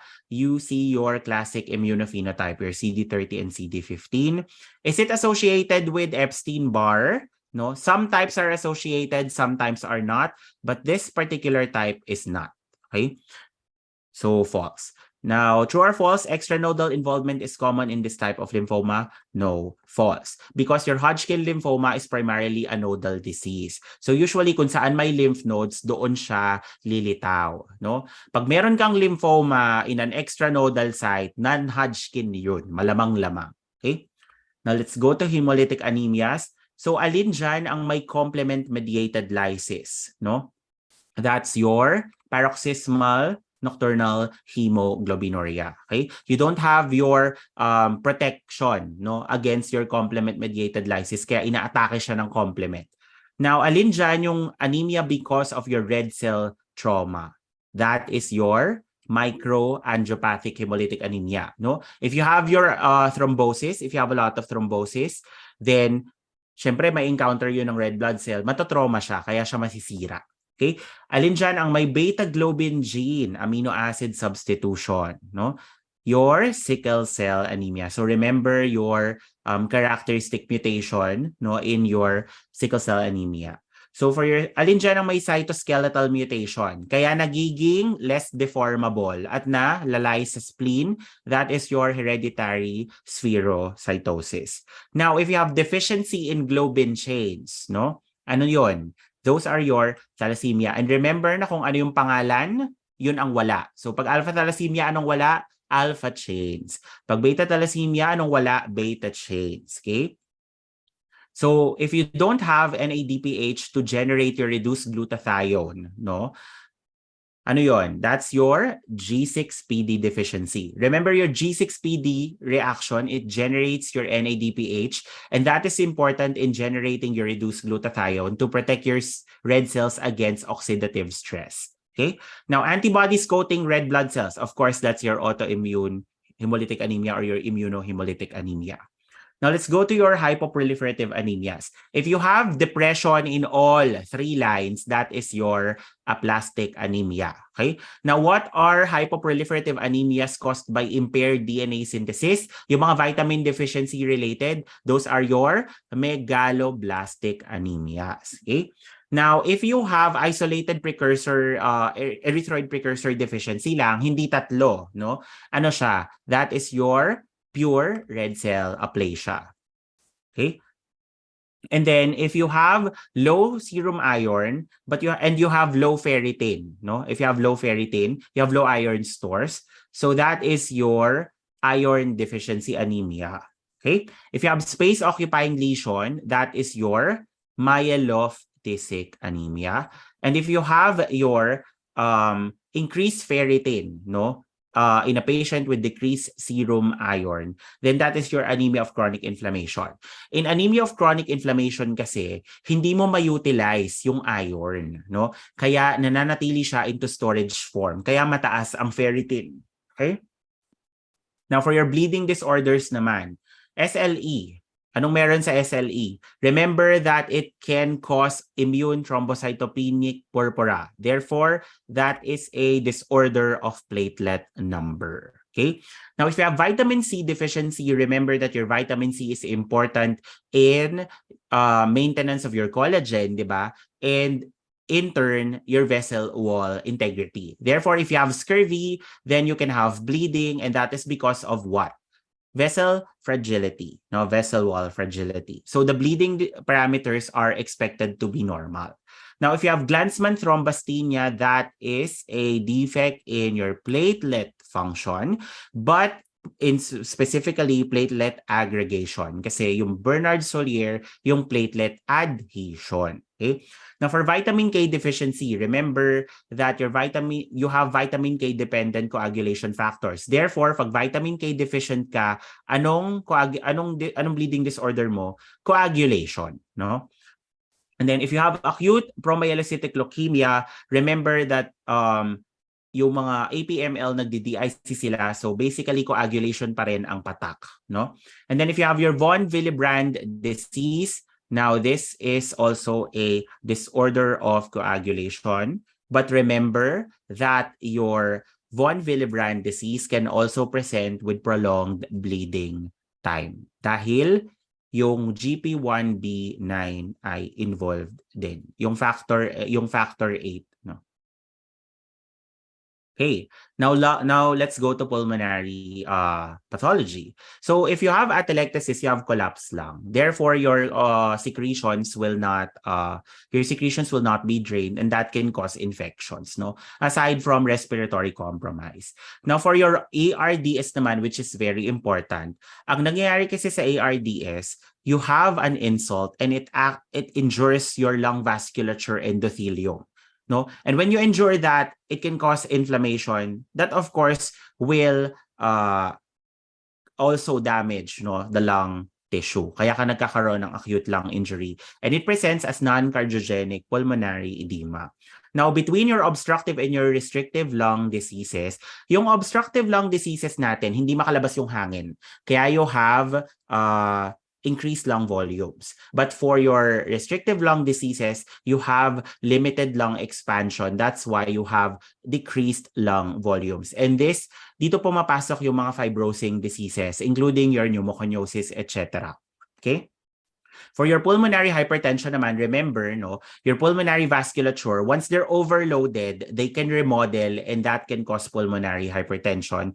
And if you have an intrinsic lung disease, that can also affect, no, your pulmonary vessels, then it can also cause pulmonary hypertension. Of course, pneumonia, you're so familiar with this.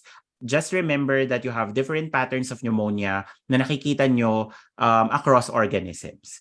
Now, for pleural effusion, of course, it's fluid in the pleural cavity. And whenever you encounter a pleural effusion, no, kung non-inflammatory yan, no, it's a transudate, usually heart failure yan, no? And when you have inflammatory effusions, the two most important causes that you have to consider are infections and especially if hemorrhagic, malignancy.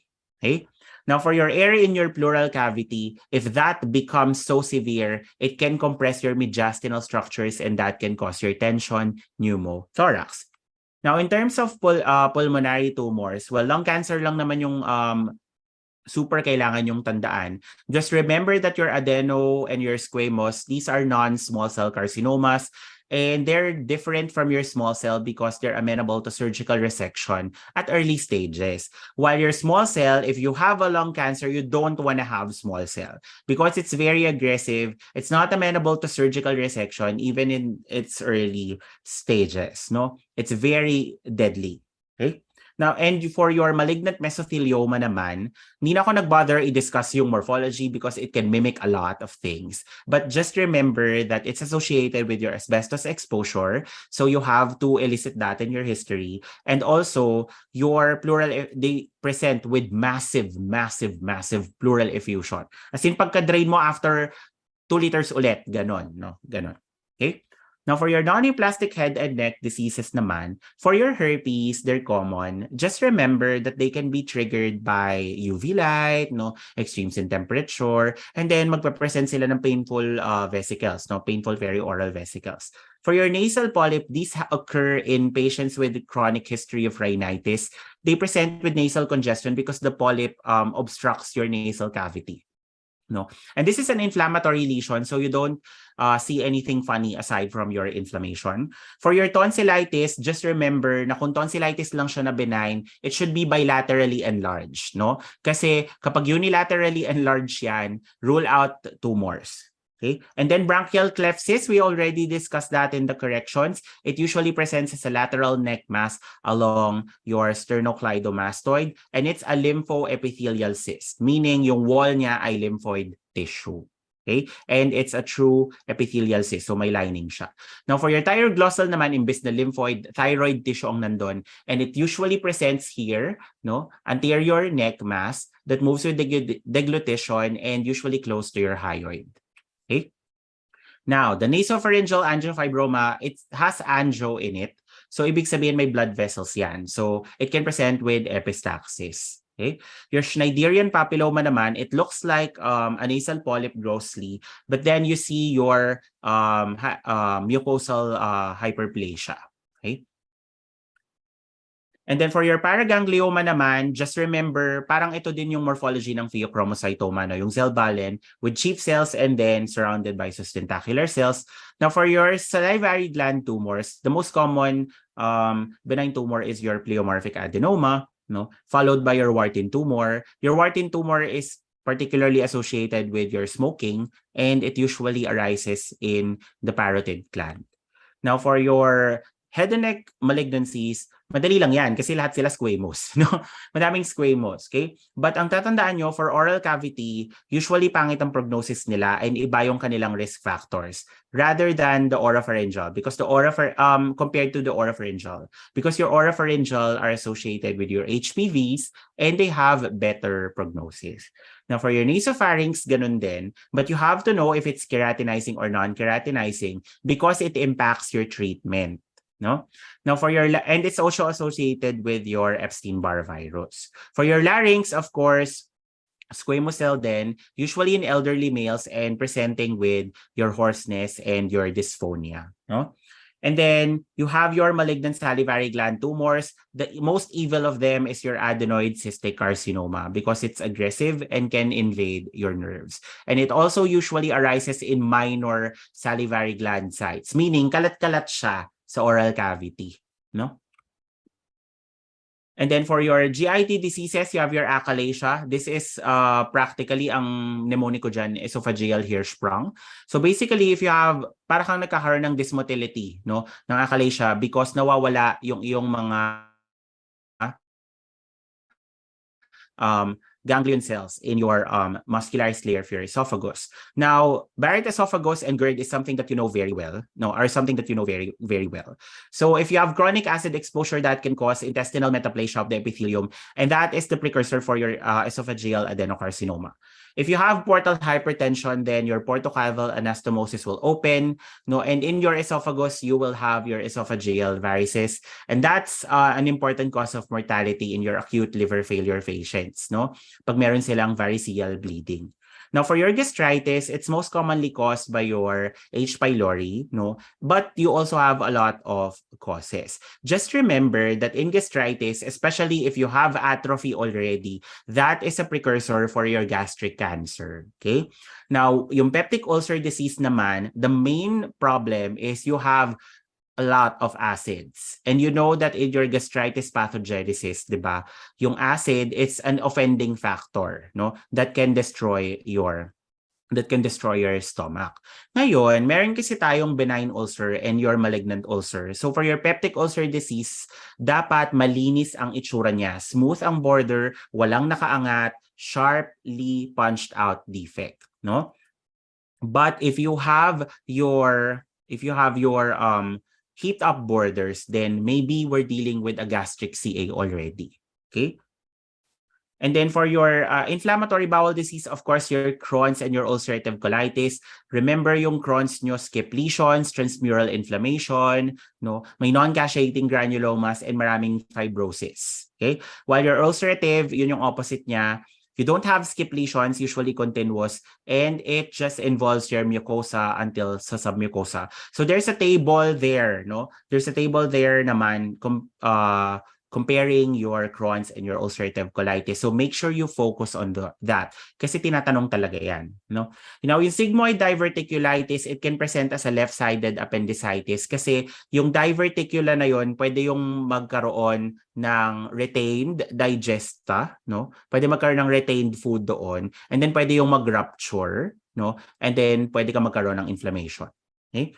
Now, anus hemorrhoids, same way as your esophageal varices, no? Kaso nga lang nasa anus. And then your acute appendicitis, alam nyo na yan, no? The criteria is neutrophils in your muscularis mucosa. Okay? And in terms of your GIT neoplasms, again, for esophagus, you have your squamous and your adeno. Your squamous usually in middle third. And the risk factors parallel that of your head and neck cancers, okay? Na oral cavity. Okay, and then for adenocarcinoma, of course, it's GERD, and it arises in the distal third. For your stomach, your carcinoma, of course, you have to elicit the history of H. pylori or autoimmune gastritis or any atrophic gastritis for that matter, no? Now, for your lymphoma, usually it's also caused by your H. pylori because that is the trigger for the proliferation of your lymphoma cells. Okay, you can also have a mesenchymal tumor, your gastrointestinal tumor, and usually it presents as a big mass, no, that can cause extrinsic intestinal obstruction kasi palabas yung growth niya. Okay. Now, for your colon, your adenomas, now these are precursors of your colon cancers, no? Just remember na kapag malaki yung adenomatous polyp mo, malaki yung chance na malignant siya. And also, if villous ang architecture, if you have high-grade dysplasia, or if you have your sessile serrated lesions, because these are definitely associated with malignancies. Okay? So, for your carcinoma, it's an adenocarcinoma usually naman in your colon. So tumor marker is your CEA. Clinically, it can present if nasa right side, iron deficiency anemia because of bleeding, or change in bowel habits kapag nasa left side. Okay, for your appendix, most common is your carcinoid, benign. And for your appendiceal mucinous neoplasms, the important thing there is that is a differential if you have mucinous ascites. Okay. Now, for your hepatitis, there are a lot, no? Your hepatitis, kahit viral yan, autoimmune or drug-induced, halos pare-pareho ang morphology niyan. Different lang ang causes, but history, no? Yung magdidikta ng differences nila. So, of course, you have to have hepatitis B or C infection in your viral. You have to have history of autoimmune diseases in your autoimmune. And you have to have a history of compatible drug intake in your drug-induced hepatitis. Pero halos pare-pareho lang sila ng clinical presentation. Now, yung fatty liver nyo, it can be caused by your alcohol or metabolic syndrome, no? And they go through 3 stages. Your steatosis. Now, this can cause inflammation of the liver and therefore a risk factor to develop liver cancer.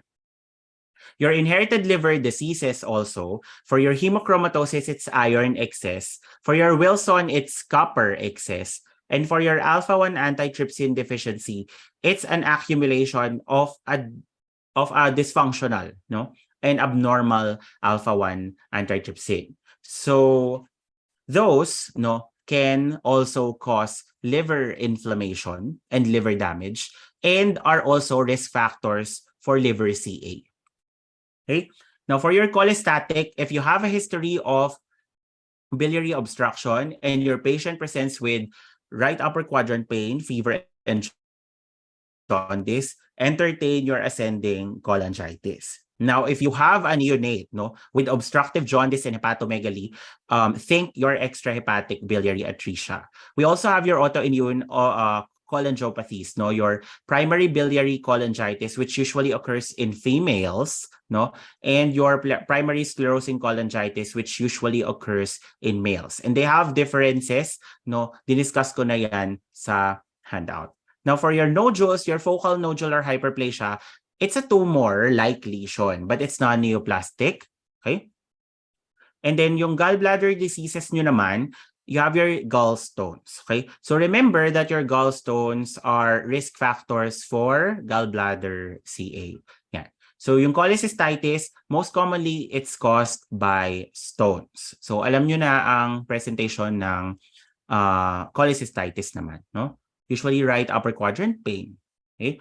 Now, for your liver tumors, no, you have your hepatocellular adenoma. It's associated with your oral contraceptive pills, anabolic steroid use, obesity and metabolic syndrome, and some of them, especially when they have beta-catenin mutations, can be precursors to Hep CA, no? Then your Hep CA, tatandaan nyo, ang prominent risk factor niya ay chronic liver disease with cirrhosis. And the marker is your alpha-fetoprotein. For your bile ducts naman, you can have involvement of your intrahepatic and extrahepatic bile ducts. So, intrahepatic bile ducts usually presents as a liver mass, but if hepatic bile, these cancers also are associated with chronic inflammation, no, of the biliary tract. And then for your gallbladder CA, risk factors are gallstone, include your gallstones. And the most common histology is your adenocarcinoma. Now, because medyo tago yung gallbladder, no? Tapos nakadikit pa siya sa liver, usually madali siyang kumalat, kaya nadadiagnose siya late na. Now, for your pancreatic pathology, it's just your pancreatitis and your pancreatic carcinoma. So basically, it is governed, no, yung pancreatitis by your basic principles of your inflammation and repair. Okay, so yun lang din yung makikita yung morphology in your acute pancreatitis. Usually, those edema, acute inflammation, mga ganon. And then for your chronic pancreatitis, usually fibrosis, atrophy, no, of your parenchyma. And that will translate clinically, of course, for chronic pancreatitis with pancreatic insufficiency, no? While for your acute pancreatitis, it's yung classic na abdominal pain plus your systemic inflammatory response syndrome. Now, pancreatic carcinoma, one of the most lethal because ang ano niya ma-detect, no? Late siya na-detect. Most important risk factor is smoking. If it occurs in the head, which is the most common site, you can present with obstructive jaundice. But malas mo pag body and tail kasi di mo siya ma-detect until advanced na. Tumor marker is CA19-9. Now, for your nephritic and nephrotic syndrome, for your renal, alam mo naman kung anong presentation ng nephritis. Ng nephritic, usually hematuria, di ba, oliguria, hypertension, azotemia. But for nephrotic, it's the proteinuria. So these are the diseases. Okay? And then for your tubular diseases, your acute tubular injury can be caused by a lot of things. Ischemia, toxins, but basically you slough off your epithelial cells, they organize into cast, and they occlude your tubules. And that's the reason why wala kang urine output kapag meron kang acute tubular injury or bawas siya. Okay? Now, for your pyelonephritis, these are UTIs, no? Upper UTIs. So, governed pa rin siya ng inflammation and repair. So, for acute pyelonephritis, usually infections, no? So, you have your pyuria, fever, CVA tenderness. But for chronic pyelonephritis, usually renal insufficiency ang meron sila. For your cystic diseases of the kidney, remember lang na yung dominant siya yung may intracranial berry aneurysms and yung mitral valve prolapse. And then super maraming cyst yung kidney niya. While for your autosomal recessive ARPKD, usually in children, they suffer from renal failure in infancy. And if they survived infancy, they will have congenital hepatic fibrosis. And then for your renal cell CA, ang kailangan nyo lang tandaan dito, you have hematuria, flank pain, or mass, no? Yun yung and mass, yun yung triad niya. So this is one differential for your patients with painless hematuria. Okay? You have different histologies, and for me, importante lang sila because they're associated with certain genetic syndromes na pwedeng itanong sa inyo. Otherwise, kailangan nyo lang malaman, no, paano mo nyo madadiagnose yung renal cell CA. So usually you have a renal mass, no, a flank mass, no, flank pain, and then hematuria. And then remember that the most important risk factor is your smoking. Remember also that this is a cancer that can hematogenously disseminate because it's a very, very, very vascular organ, and it has direct access to your caval circulation. Okay? Now, for urinary bladder, masyado ng toxic yung morphology niyan. Basta basically, your bladder cancer can start as non-invasive lesions and then eventually will become invasive. And the clinical presentation is painless hematuria. So, dalawa silang differentials nyo for painless hematuria. And smoking din ang kanyang, anong tawag doon? Risk factor. So, additional note, your squamous cell carcinoma of the bladder, schistosoma, hematobium. Now, for your penis, you also have squamous cell carcinomas that can either be HPV or non-HPV related, and they have different risk factors. Siyempre, for HPV related, you have your high-risk HPV infection. But for your non-HPV related, you have your other inflammatory disorders. For example, if you have posthitis, balanopostitis, mga ganon. No? And then for your cryptorchidism, very important. So undescended testis, the main significance of this is it increases your risk for testicular cancer. Now, going to germ cell tumors, ang kailangan yung tandaan dito, your seminoma is the most favorable, no? Your seminoma is the most chemosensitive, no? It's a chemosensitive, and your radio-sensitive tumor. Now, the rest, your embryonal, your choriocarcinoma lalo, lahat yan ay pangit ang prognosis. For your yolk sac tumor, if it occurs in children in the prepubertal type, no, that has excellent prognosis. And for your teratoma, if it occurs at prepubertal age, no, also has a good prognosis. Okay? For your sex cord stromal tumors, just remember na yung Leydig can produce endocrine effects. And therefore, in your history, kailangan yung hanapin yung history ng endocrine manifestations. For example, gynecomastia, no? Baka Leydig yan. But Sertoli cell tumors are typically hormonally silent. Okay. Now, for prostate, your nodular prostatic hyperplasia usually arises in your transitional zone or inner periurethral zone. So, it compresses the urethra, kaya obstructive ang usual symptoms niya. But for your prostatic adenocarcinoma, it arises in the peripheral zone sa likod, kaya nakakapamo yan by DRE. Okay? And the tumor marker is your PSA. It's also noted to noteworthy, no, na nagme-metastasize sa may lumbar spine. Okay? So in an elderly patient with lumbar mets, rule out prostate CA. Now, Bartholin says, ang kailangan nyo lang tandaan dyan, pag more than 40, rule out malignancy, kaya biopsy. The vulvar squamous CA is the same, no, like your penis, and the paget is the same as that of the breast, but it's not associated with malignancy, unlike that of the breast. For your vagina, your sarcoma botryoides, usually pediatric patient with grape-like mass protruding sa may introitus niya, that can cause local extension to the urinary tract, and that can cause obstructive uropathy. And then for your cervix, endocervical polyp can cause your postcoital bleeding, no? And of course, you have your intraepithelial neoplasia, which are precursors of your cervical cancer. Okay? For your endometriosis naman, usually the presentation is infertility and cyclic pelvic pain because nagbe-bleed yung mga endometrial implants mo. Why infertility? Because if it involves your fallopian tubes, for example, you know that bleeding will lead to fibrosis. Basically, pag nag-fibrose yung fallopian tube mo, magiging infertile ka. Okay? So that's the reason kaya ka nagkakaroon ng infertility in your endometriosis. And for your adenomyosis, these ectopic endometrial glands are within the deep myometrium. So ibang clinical presentation nila, no? Heavy menses yan usually.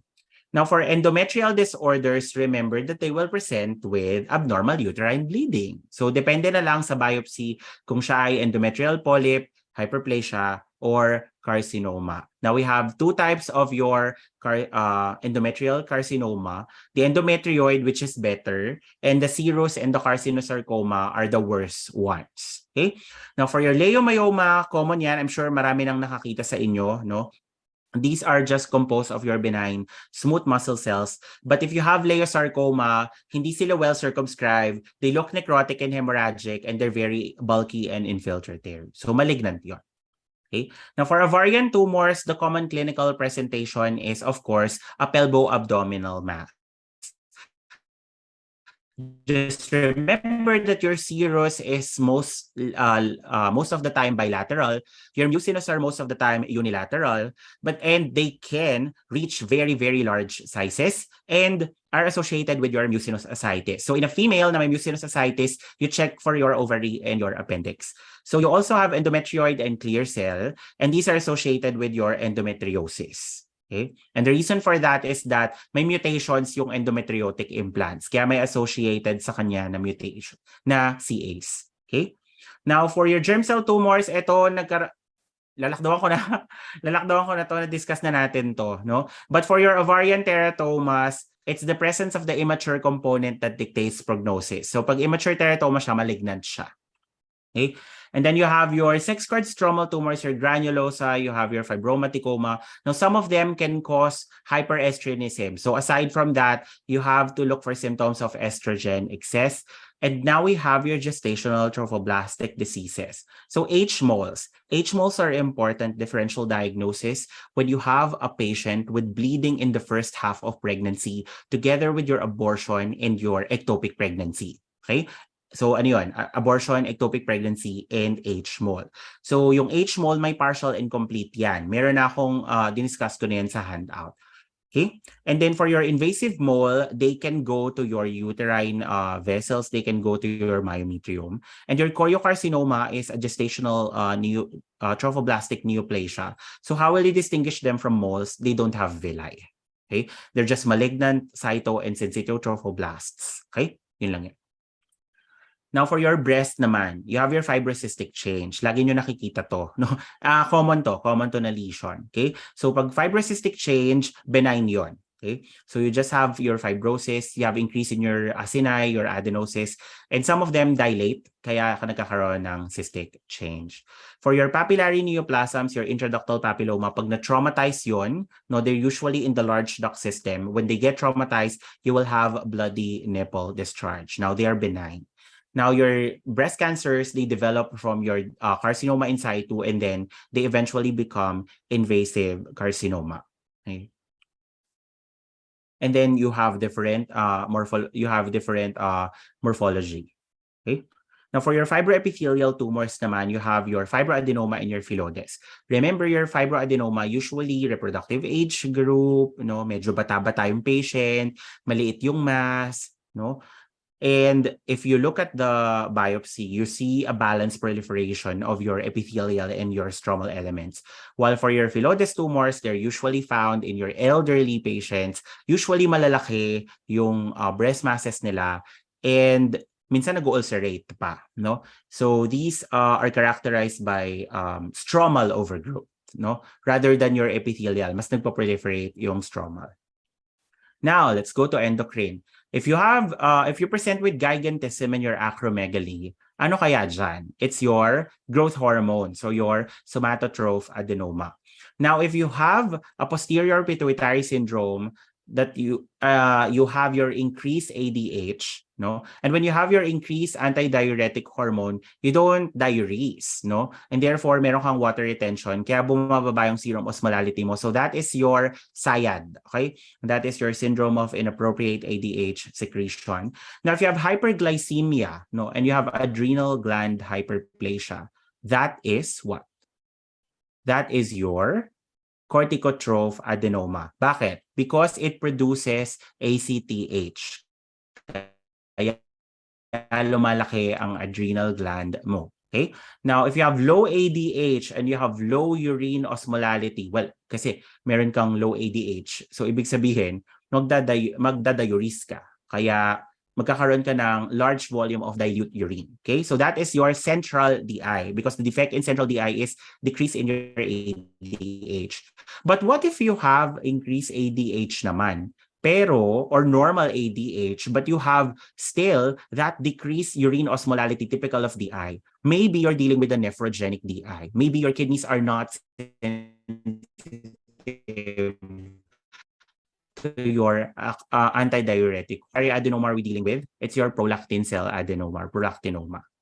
Now, what is the single most important thyroid function test? It's your thyroid stimulating hormone because that can differentiate your primary and your secondary hyper and or hypothyroidism. Now, what antibodies are associated with your Graves' disease? It's your thyroid stimulating immunoglobulins or antibodies. Okay? So it acts like TSH kaya nagpo-proliferate yung iyong thyroid. Biochemical profile of long-standing Hashimoto thyroiditis patients. Or recall, no? Meron tayong chronic inflammatory disorder of the thyroid gland. So ibig sabihin, ano kaya ang kanyang profile? Siyempre, hypothyroidism, no? And this, because it destroys the thyroid gland, this is a primary hypothyroidism, no? And therefore, the body is instructed, no, to produce increased TSH para i-push si thyroid na mag-produce sana ng thyroid hormone. Pero of course, sira na nga si thyroid, so walay. Okay? Now, underlying cause of goiter is your inadequate thyroid hormone synthesis. Okay? Kaya lumalaki ang ating thyroid, it's because to compensate, no? To compensate for that decreased thyroid synthesis. Kasi ang nangyari in your goiters, if you have deficient thyroid synthesis, you will produce TSH, no? And that causes growth of your thyroid gland. Orphan anenuclei, of course, papillary thyroid cancer. And what's the cancer associated with your amyloid and your high calcitonin? That's also a member, a component of your multiple endocrine neoplasia syndrome, like the MEN2, is your medullary thyroid cancer. Okay? So if you have a follicular tumor, no, ng thyroid with capsular and vascular invasion, that is your follicular carcinoma. Ano to? PTH secretion stimulated by chronic hypocalcemia. Ano yon? Primary or secondary? That is secondary hyperparathyroidism. Kasi pag primary, the parathyroid is the problem. Okay? The parathyroid autonomously produces your PTH. Now, what's the first differential diagnosis for a malignant spindle cell lesion in your thyroid? It's your anaplastic thyroid CA. Okay? Oh, yung autonomous PTH secretion, diniscuss ko na, it's your primary hyperparathyroidism. Okay? And reliable criterion for diagnosing parathyroid carcinoma, METs. Okay? Kailangan METs.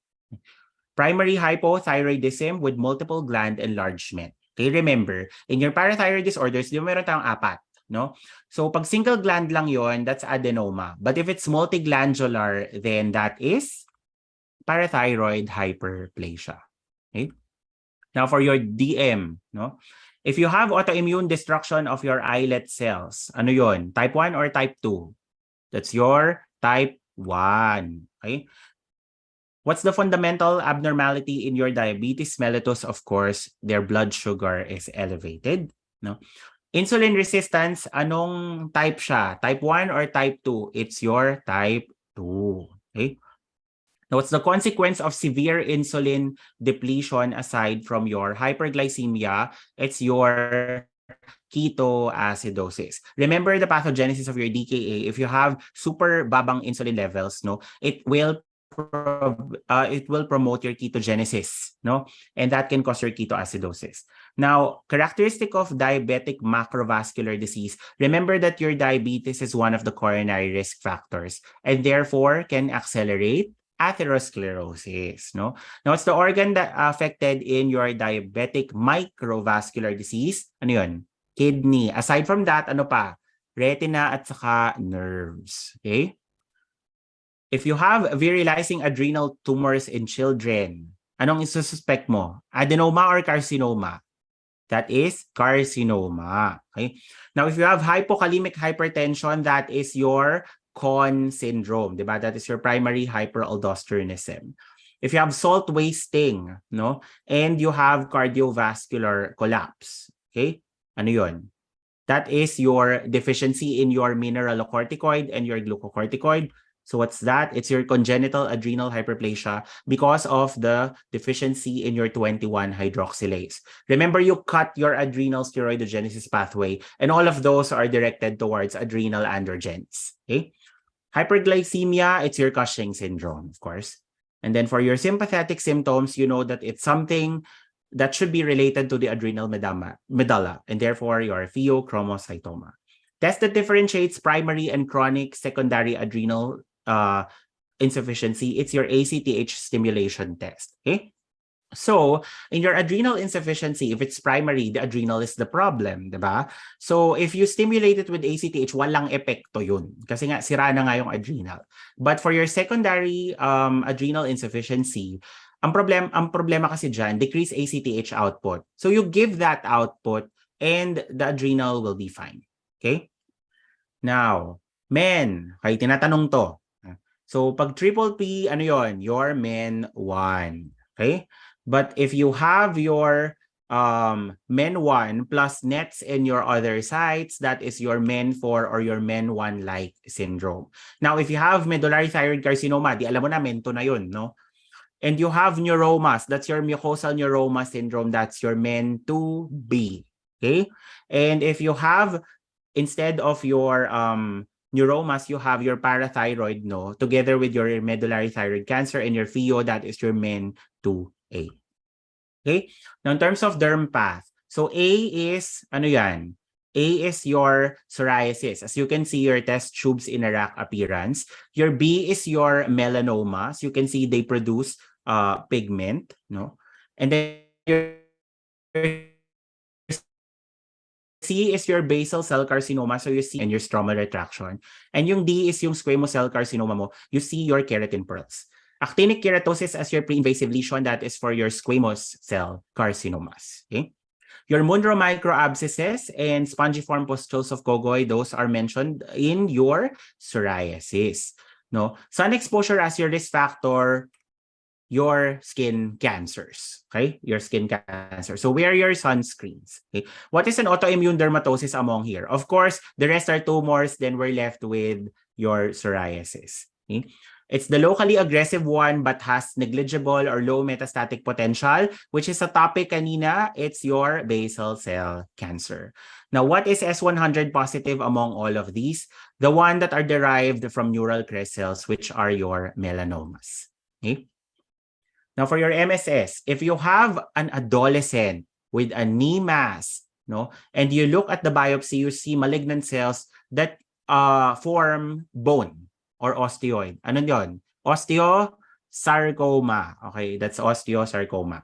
If you have a 28-year-old male, no, na may R mass, and then meron siyang cartilage cap, that is your osteochondroma.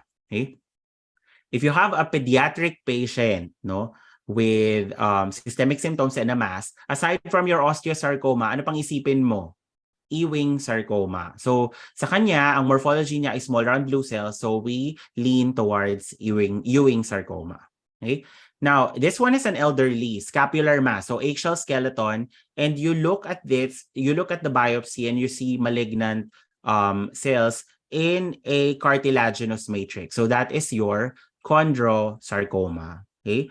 Now, 40-year-old male with a lot of multinucleated giant cells, no, 40-year-old female knee mass with a lot of multinucleated giant cells. That's of course your giant cell tumor. Okay. Now, this one is a femoral. Femoral mass naman. You have woven bone, curvilinear trabecular woven bone without osteoblastic rimming. So that is your fibrous dysplasia. Kasi yung osteoid, osteoma, may osteoblastic rimming. Fibrous dysplasia, walang osteoblastic rimming. Okay. Differentiate, these are 3 to these, okay? Degenerative, that's your osteoarthritis. So it relates to wear and tear. And therefore, the most abused joints are the ones at risk of developing osteoarthritis, okay? Now, for your calcium pyrophosphate crystals, that is for your gout or pseudo-gout. That is for your pseudo-gout. Now, intense chronic inflammation, Rheumatoid or osteo, that will occur in your rheumatoid arthritis because that is an autoimmune disease. Okay? Systemic symptoms doon sa autoimmune disease. So that's rheumatoid arthritis. Bony ankylosis or fusion, it's because of the fibrosis after the chronic inflammation. So what's that? That is rheumatoid arthritis again. Okay? Mostly affects weight-bearing joints. So that is in keeping with the degenerative pathology, and therefore that is osteoarthritis. Exquisite pain during acute attacks, that is what? Your gout. Okay? Your gout. Now for monosodium urate crystals, that is gout, of course, urate, no? And then if you have your antibodies, of course, you pick the one that's autoimmune, no? Your anti-citrullinated peptide antibodies is for your rheumatoid arthritis. Now let's go to some tumors. If you have a liver mass with an exposure sa polyvinyl chloride, that is your angiosarcoma, no? Now this one, a uterine mass. Ano bang nakikita mong tissue sa uterus? Smooth muscle. So your diagnosis is leiomyosarcoma. Now if you have a pediatric patient with the right ventricle mass, no, and you have spider cells in morphology, that's in your cardiac tumors. That's your cardiac rhabdomyoma. Okay? Because those are spiders, no, cytoplasmic processes yon, and then yung empty spaces are the glycogen na sinustore naman talaga ng skeletal muscle cells. For retroperitoneal cells, mixture of mature fat cells with few atypical cells. Retroperitoneal, so usually well-differentiated liposarcoma, no? And then, diniscuss na rin natin to yung 5-year-old na may vaginal mass na grape-like, no? That is your embryonal rhabdomyosarcoma. Now, if you have a neurofibromatosis patient and a sarcoma occurs in that patient, you have to consider your malignant peripheral nerve sheath tumor. Okay? Now, this one is an elderly male with a knee mass and non-Paget disease of bone patient. So that is your secondary sarcoma, no? Which is a complication of your Paget disease of bone, can be osteo or fibrosarcoma. Now, if you have cardiomyopathy, mental retardation, and progressive muscle weakness, that is your Duchenne muscular dystrophy. Remember, your dystrophy is present in your CNS. It's also present in your heart. Kaya ganyan yung triad niya. Okay? Now, if you have dermatologic manifestations in an inflammatory myopathy, such as your Gottron papules and your heliotrope rash, ano yun? That is your dermatomyositis. Now, diplopia as an initial presentation, remember that your neuromuscular disorders, no, yung myasthenia gravis nyo and your limbs, your myasthenia gravis affects your EOM. So that is the answer. Okay? Now, if you have a post-varicella patient, then nagkaroon siya ng symmetric ascending paralysis, no? And can involve, no, your respiratory muscles. So pwede silang mahook sa ventilator. That's your Guillain-Barré syndrome. Okay. Now, if you have small cell lung cancer and you have weakness in your extremities, then maybe we're looking at your neuromuscular disease, your Lambert-Eaton myasthenic syndrome. And if you have lack of sensation on both feet and hands with your non-healing foot ulcers, maybe you have diabetes. So that is your diabetic neuropathy yan. Okay, neuropathy yan. Sorry for the error. Okay. Now, for your peripheral nerve sheath tumors, okay, if you have CD34 and S100 in combination, no, that is your neurofibroma. So remember, they have Schwann cells kasi and they have CD34 positive cells. Kaya sila pareho nagpa-positive. Your cafe au lait spot, saan mo siya nakikita? Your neurofibromatosis type 1. Ang ependymoma saan? Sa 2. Okay? Yung Anthony A, B na pattern of your peripheral nerve sheath tumor with your Verocay bodies in your S100, that is your schwannoma or neurofibroma. Schwannoma. Okay, that's your schwannoma. Now, your Lish nodule, saan siya nakikita? In your NF1. Okay? Meningioma is in your NF2. Okay? And your pheochromocytomas are in your NF1. Okay? Now, neuro last. Okay? 4 minutes left. Herniation syndrome with lower extremity weakness and sensory loss. Anong meron? It's your subvalcine herniation. Because remember, if it herniates dun sa may falx, ang pwede nyo makompress ay your anterior cerebral artery, and that supplies your lower extremities. Now, if you have autosomal dominant PKD patient, no, may polycystic kidney ka, remember binanggit ko na ano yung kailangan yung tandaan in your ADPKD? It's your perianeurysms, no? So, kung may perianeurysms ka, anong klaseng hemorrhage? That is your subarachnoid hemorrhage. Okay? Now, herniation syndrome with your third nerve palsy, saan ba siya dumadaan? Malapit sa may tentorium, kaya it's transtentorial. Now, if you have a terion fracture with rapid neurologic deterioration with lucid intervals, then your middle meningeal artery might have been compromised and nagkaroon ka ng epidural hematoma. Okay? Now, if you have a seizure disorder, no, with a bag of worms lesion on your cranial CT, now those bag of worms may represent your abnormal vessels, and that is your AV malformation. Okay? Now, for the types of meningitis, okay, alin yung una? You have lymphocytic cells, no? You have lymphocytic cells in your CSF. You have markedly elevated protein and a positive culture in your LJ medium, which is for your TB. So, siya ay tuberculous meningitis. Okay? Now, if you have a neutrophilic CSF, no, neutrophilic ang nakikita mong cells, and you have a markedly decreased sugar with a positive culture, so that is your acute pyogenic meningitis.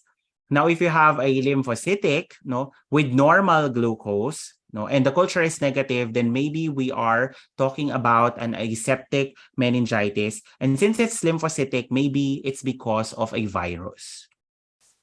Now, for some neurodegenerative disorders, so diniscuss ko namang maigi yan in your neuropath, no? Yung generalities niya, para madali nyo siyang aralin. So, eto, if this clinically presents with dementia, you have your neurofibrillary tangles and your neuritic plaques. Ano siya? That's your Alzheimer disease. Now, if you have extrapyramidal symptoms, no, and you have pallor of your substantia nigra and Lewy bodies, no, composed of your alpha-synuclein, that is your Parkinson disease.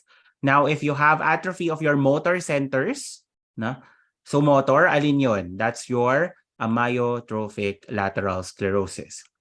Last, a kid with a cerebellar mass with mural nodule and you see your Rosenthal fibers. So, saan nyo siya nakikita? Kid ha, may Rosenthal fibers. Okay, so that is your pilocytic astro. But what if you have a kid with a cerebellar mass also, but it's small round blue cells? That is your medulloblastoma. Okay, now if you have a 34-year-old male, an ill-defined parietal mass, may atypia mitosis necrosis microvascular proliferation and an IDH wild-type glioma. That is your glioblastoma. So, glioblastoma, super bad prognosis. Kawawa naman yung patient. Now, if you have an NF2 patient, alam nyo na kung ano mga nandun. No? Meningioma, ependymoma, di ba? Sa NF2. Okay? But this one has a spinal mass with perivascular pseudorosette. So, anong buzzword yon? That is your ependymoma. Okay?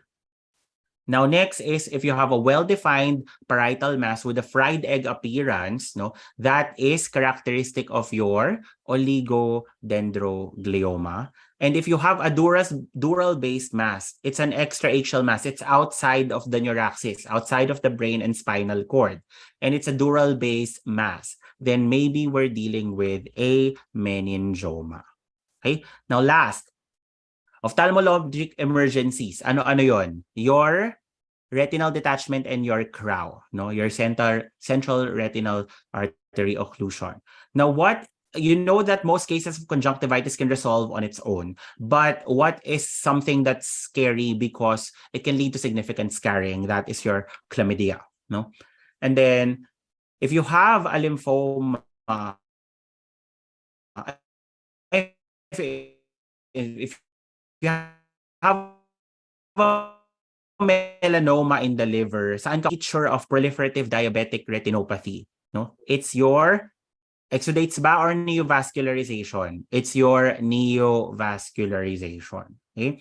So what structure in your retinoblastoma indicates photoreceptor differentiation? So ito yung small round blue cells plus your Flexner, Wintersteiner rosettes, and florets. Okay? And if you have bilateral optic nerve edema, anong meron sa kanya?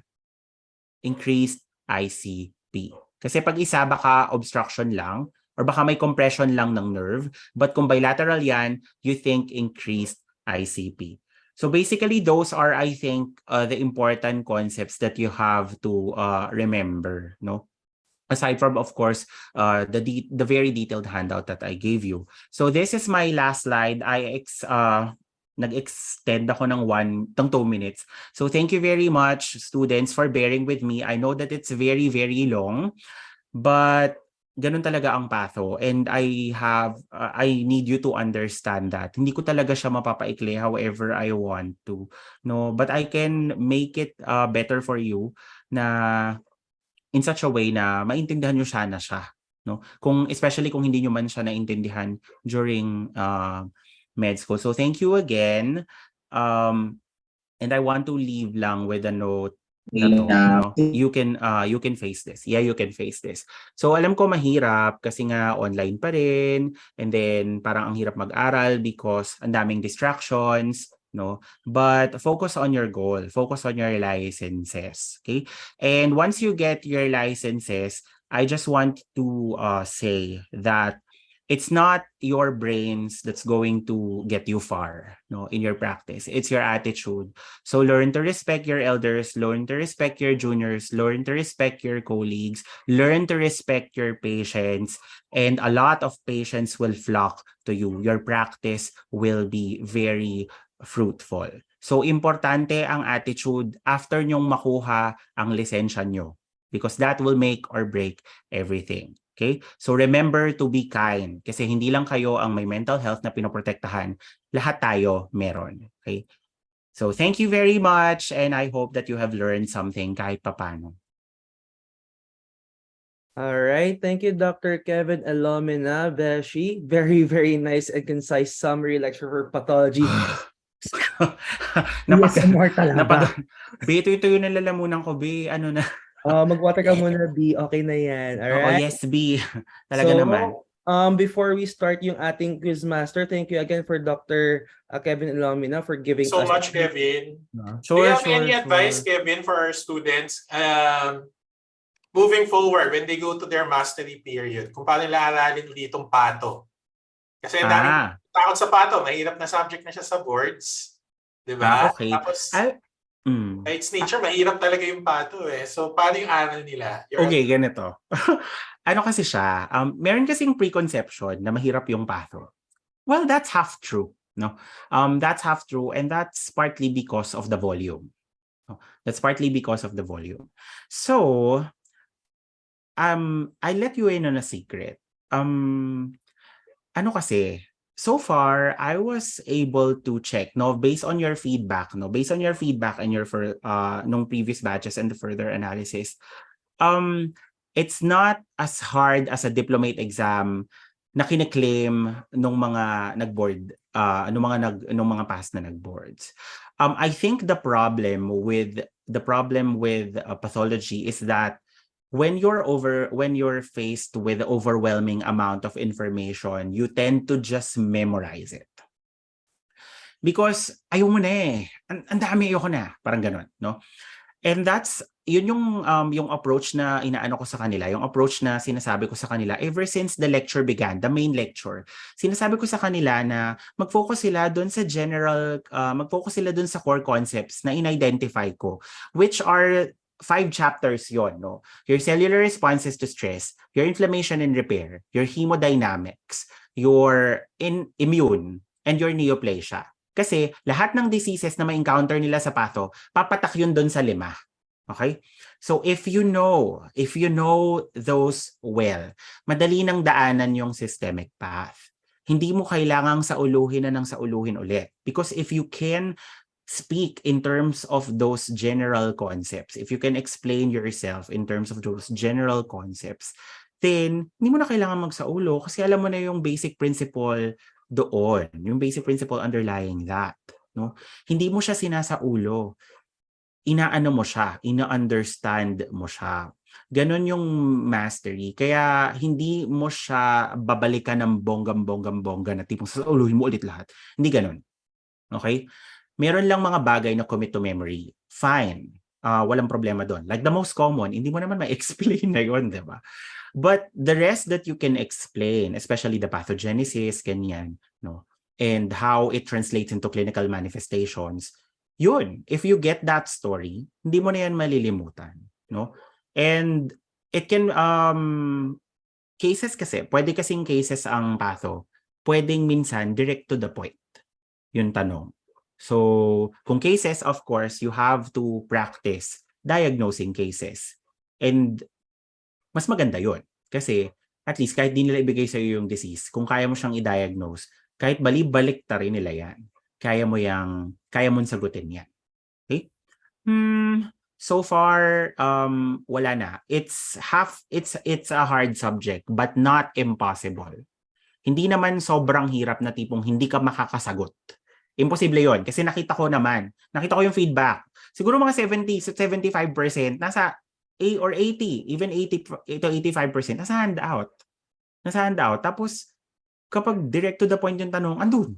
So, I don't know. Kaya, I'm sure kaya nyo yan. Kasi, napapansin ko din yung mga, napapansin ko din yung mga clarifications nyo. I'm so impressed. Kasi it means that you still have time to check. Even if, you still have time to check, even if the material's already overwhelming. The lectures are already overwhelming. So I'm impressed. So ibig sabihin, your study habits are good. Diba? Kasi yung sipag nyo andun eh. Yung attitude nyo nandun. So, kailangan nyo lang ng konting difference in terms of attack dun sa concepts. And you tweak your studying a little bit. Gearing towards understanding and not just memorizing. Kasi if memorizing a lot of information, magbe-brain fart ka lang talaga on the day of the exam. But if you understand it, if you know yung pasikot-sikot niya, ay, kahit balik-balik rin ka ng examiner, hindi ka maano. Okay? So yun. And don't think, okay, this one is an attitude problem. Don't think that patho is hard, that's impossibly hard. Okay? Alam naman natin lahat na hard siya, no? Kasi dinaanan natin siya lahat as a student. Pero hindi siya imposible. Hindi talaga. Hindi ko talaga alam kung bakit yung iniisip na imposible siya. Tapos yung iba sinasabi pa, diplomate exam daw. Sabi ko, di pa naman sila nag-diplomate. Paano naman nila nasabi? No? They're going to test your competency in patho as a general physician, so you don't forget that. So if it's something that you think is too toxic for you, then sige, maybe let's prioritize it less. But at least we know the pathogenesis para alam natin kung paano natin ipapaliwanag kunwari sa pasyente, ano bang mali sa akin? 'Di ba? Parang ganun. So yun. It's very good advice. I used to think that patho was really meant to be memorized more than understood. So at least nagbigay ng magandang tips si Kevin sa inyo guys ha. Yung pathogenesis. Okay, you have to understand yung pathogenesis. You have to understand the reasons why and the mechanisms of na how. Rather than merely memorizing yung what. Yes, so, yun. If thinking begins with a conclusion, thinking ends. If you are going to think that it's an impossible, difficult exam, it ends there and there's no more room for growth. So you have to open yourself up to the fact na kakayanin naman talaga yung patho kung tutusin. Trivial questions will exist. Impossible questions, poorly written questions will be present, something that you should expect. But it's not as bad and it's not as difficult as you may expect. Oh, okay? And I tell you, no, there are batches na talagang it's bad. As in, it's bad that it caused a national uproar. And I don't want to talk about the details of that. But it's so bad that hindi mo siya masasagot. Marami kang hindi masasagot because it's just too imbalanced. But now, I can see the effort of, based on the feedback ina-analyze ko yung feedback yung profile. They try to make it as balanced as possible, no, na may gen path, may systemic path, and they try to make it as humane as possible, no. Yun yung napapansin ko dun sa feedback in terms of the content or in terms of the topics that were covered. So sabi ko, you will be fine, no, you will be fine as long as you take this seriously, as long as you don't actively hate the subject. Because if you hate the subject, hindi mo yan aaralin, hindi yan papasok sa utak mo. No, yun kasi yung problem eh. You're hating the subject. Oh, you're hating me. You're hating the lecture, you're hating the handouts, you're hating me, you're hating the subject in general. Remove nyo yon. Kasi basically, I'm here and the subject is here, di ba? To help. So, realize its good intentions, make the most out of it, no? And then give constructive feedback after. Ganun lang naman. Ganun lang naman. Yun lang. Very good advice from your teacher. Isang question na lang, Kevin, before Yes, we yes. go. Bakit purple yung room mo? Takang-taka ako talaga dyan. Wait. Parang, Hey Google, mukhang change bedroom light color to white. May ano ba dyan? May salamin na ba sa ceiling? Ayan. Hindi. Hey Google, change bedroom light color to violet. Joke lang, Gibbs. So, Yan. yeah. Kaya mas gusto ko, sabi ko ito na ng background ko. Yeah. Saka purple, Taylor Swift. Hello, Swifties in the top-notch batch October 2023. See you sa Eras Tour. Lahat kayo lisensyado na. Mag-Eras Tour na tayo. Okay. Kevin is one of our best teachers in Top Notch. He'll be the main author of Pato Platinum. So we're working on that also. Surgery Platinum is about to be printed. We're going to release it in time for your batch. And that's it. Maraming salamat, Kevin. You're going to see Kevin in saan pa ba? Iba yung mag-ano, no? Magpa-pearl sa atin si Dr. Oo, si Dr. Cheb. Okay. Oo. Sige, nag-aasikaso kasi ako meron naman ako inaasikaso ng October. So, I think, hindi ko alam kung magba-buzzwords din ba ako. I think so. Magkikita ulit tayo for last minute coaching. Best students, best teachers dito sa Top Notch. Thank you so much, Kevin. Thank you so much, Troy. Oops, thank you din, students. Thank you. Galingan nyo. Congratulations in advance. Sige. All right. Sige. Thank you for that. Okay, so guys, we are now ready for our Quizmasters. Now, for our Quizmaster, guys, we are going to answer first. Okay, we're going to answer first your 10 questions quickly in succession before I give the floor to Dr. Damasco. Okay, for the discussion of the answers. But still, mamaya kay Dr. Damasco, we're still going to answer your polls dito sa mga naka-zoom sa atin ngayon. Okay, and then guys, so bring out your yung mga Quizmaster test sheets ninyo or any piece of paper that you could write your answer on. Okay, so I'm just gonna share my screen for the Quizmasters for now. Ayun, Troy, Yes, wait lang oo. Hindi, kasi may mga nag-message ata sa'yo ng questions. Yes. No, oo. So, paki-message na lang siya sa akin and then i-ano ko na lang siya. No, Okay. i-relay ko na lang through Dr. Banzuela yung answers. No, I would be very happy to answer them. Thank you. All right, thank you, Doc Okay. Kevin. Bye-bye. Hi. Okay, guys, so for the Quizmaster, you have 30 seconds to answer each of the questions. For long questions, I'll give you 45 seconds, okay? So here is question number 1. You have 30 seconds.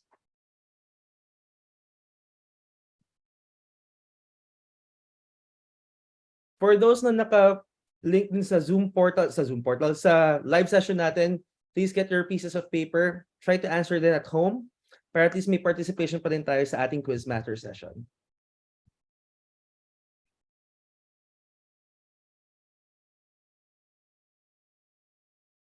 Okay, 30 seconds is up. Question number 2.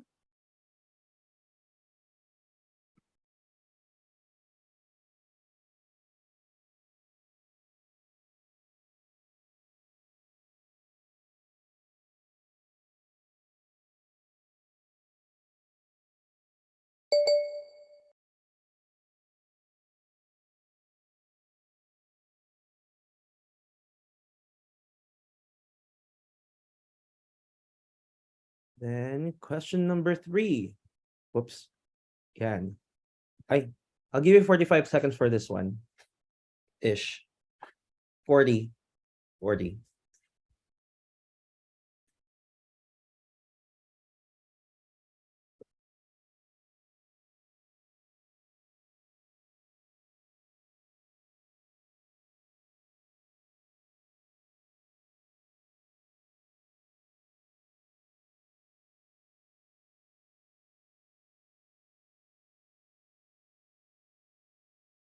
Okay, question number 4.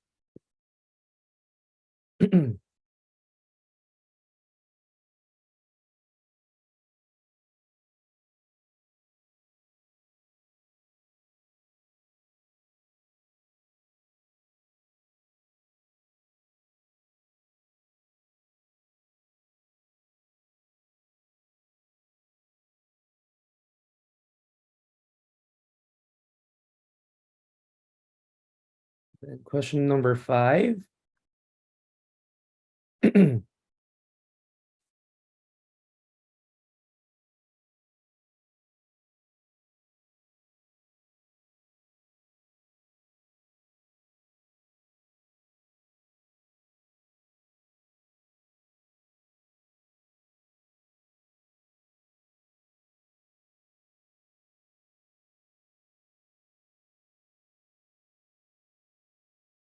Then question number 6.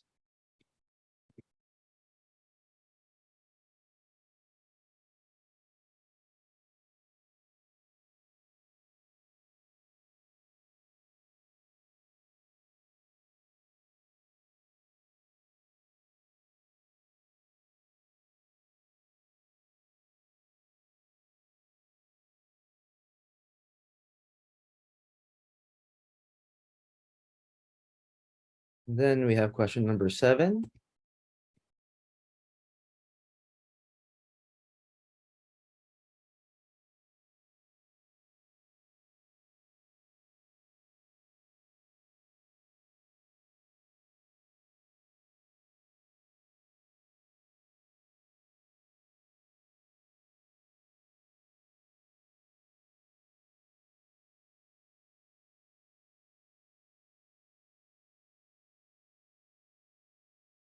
Question number 8.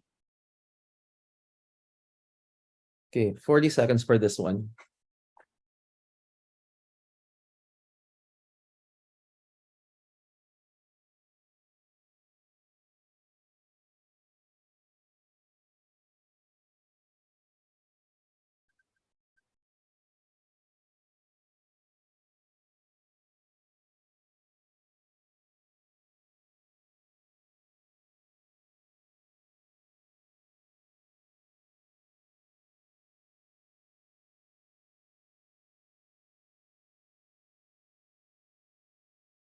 Question number 9.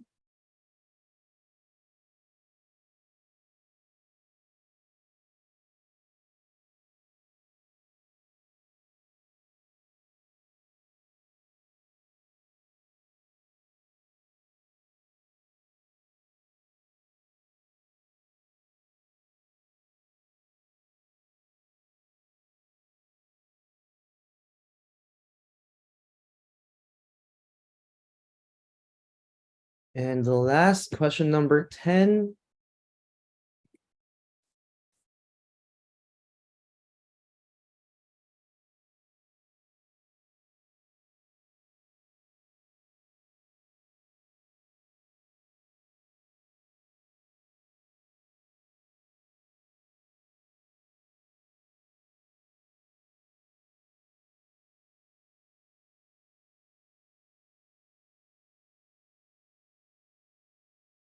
And that is a wrap for the quick, okay, Quizmaster quiz natin. So I'm gonna give the floor na to Dr. Marcus. Let me just make him a co-host.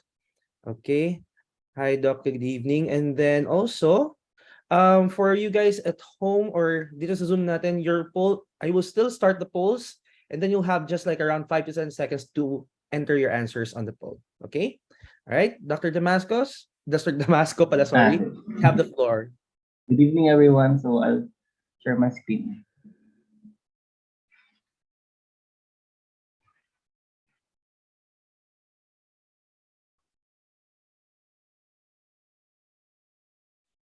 So good evening, everyone. Welcome to our Quizmaster session in pathology for this evening. So let's start for the answers in discussion. So first question. Mutation of NOTCH1 gene is involved in the development of the following. In the development of, so wait ko lang yung poll muna. Okay, majority got it right. Yung sagot ay T-cell ALL. So, NOTCH1 gene is involved sa T-cell ALL. Hindi siya sa B-cell kasi.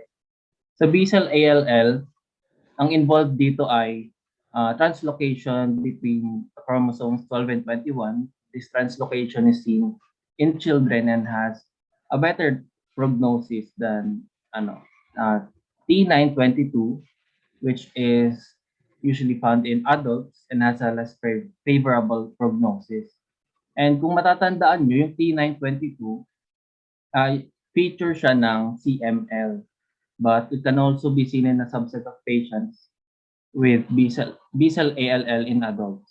So next, yung sa paroxysmal nocturnal hemoglobinuria naman, yung defect dito is defect in the PIGA gene, which is involved in the formation of GPI. Yung GPI, this glycoprotein anchors yung CD55 and CD59, which protect the cells from complement mediated lysis. So for Burkitt's lymphoma naman, ang involved dito ay translocation of c-MYC from between chromosomes 8 and 14. So yun, difference between B-cell ALL and T-cell ALL na discuss na rin siya kanina, but yung sa presentation nga ng T-cell ALL, iba siya sa B-cell kasi yung T-cell, it presents as a mediastinal mass in adolescents or usually a thyroid mass. And yung important dito sa table na to, no, yung unique metastatic sites, which is yung CNS and testes. These are sanctuary sites kung saan hindi ma-penetrate effectively ng standard chemotherapy yung areas na to. Kaya need ng additional pang management para sa both sa sites na to. Another important thing dito is yung lymphoblast marker. So for lymphoblasts, ang marker niya is TDP. As opposed naman sa myeloid cells, ang marker naman doon ay yung MPO. So, what's the most common cancer in children? It is ALL. So, this is the type of Hodgkin's lymphoma that's associated with the worst prognosis. This is lymphocyte-depleted Hodgkin's lymphoma. So, yung most common Hodgkin's, nabanggit kanina yung nodular sclerosis Hodgkin's lymphoma. So, next question. IgG autoantibodies against desmoglein are seen in, is it A, bullous pemphigoid, B, pemphigus vulgaris, C, dermatitis herpetiformis, or D, Alport syndrome? Hindi na makita yung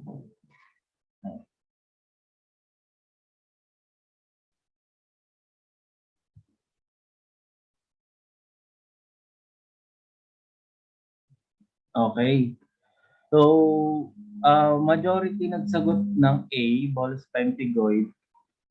Second yung B. Pero ang sagot dito ay pemphigus vulgaris kasi IgG autoantibodies against desmoglein. Desmoglein is seen in desmosomes. Desmoglein 1 and 3, ito yung involved na proteins sa desmosomes na ina-attack ng IgG autoantibodies sa pemphigus vulgaris. Pag sa bullous pemphigoid naman, IgG autoantibodies siya sa hemidesmosomal proteins like hemidesmosomal protein BP180. Tapos sa letter C naman, dermatitis herpetiformis, IgA autoantibodies naman siya against reticulin, which is found between the dermis and the basement membrane. Usually yung IgA na yan, nade-deposit din siya sa tip of the dermal papillae. And sa Alport syndrome naman, Alport syndrome is glomerular disease associated with the defective assembly of type 4 collagen. So dermatitis herpetiformis is associated with what disease? So sagot ay celiac disease. So celiac disease is immune-mediated enteropathy. Nagkakaroon ng reaction towards gluten, nagpo-form ng IgA autoantibodies. Itong napo-form na IgA autoantibodies sa celiac disease, nagcro-cross-react siya doon sa reticulin, which is found nga doon sa between the dermis and the basement membrane. And avoidance of exposure to gluten, nare-resolve yung celiac disease as well as yung dermatitis herpetiformis. So what's the defective collagen in epidermolysis bullosa?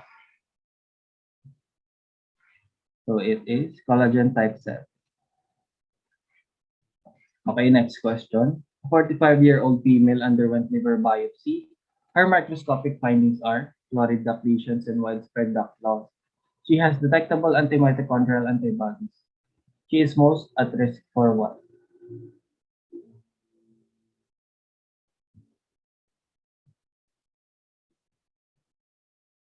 Okay. Majority got it right. No? Ang sagot dito ay hepatocellular carcinoma. Kasi ano ba yung diagnosis dito? She's a 45-year-old female. Tapos ang gusto ko lang matandaan niyo dito, no? Yung antimitochondrial antibodies. This is most notable feature of primary biliary cholangitis. And yung fluoride duct lesions and widespread duct loss, microscopic findings din siya ng primary biliary cholangitis. Sa primary sclerosing cholangitis naman, yung patients na meron nito, they are at risk for cholangiocarcinoma. Na-discuss rin kanina yung sa angiosarcoma, exposure to polyvinyl chloride and arsenic usually nag-increase ng risk for hepatic angiosarcoma.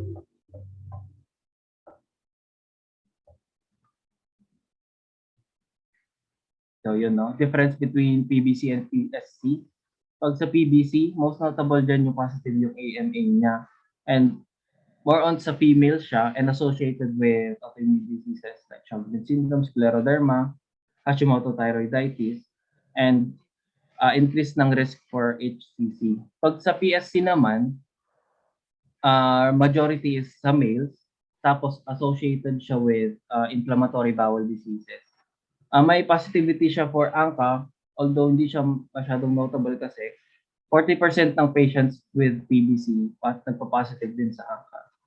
Yung isa sa important dito ay yung sa radiology, merong structures and bleeding ng large bile ducts, and sa histology niya, makakita ka ng onion skin fibrosis and strictures. Okay. So what's the most common liver tumor of early childhood? It's hepatoblastoma. What's the tumor marker for hepatocellular carcinoma? It is alpha-fetoprotein. So, next number. Crohn's disease is characterized by the following examples. Is it A, involvement of the ileum and the colon? B, presence of granulomas? C, fat malabsorption? Or D, no risk of recurrence after surgery?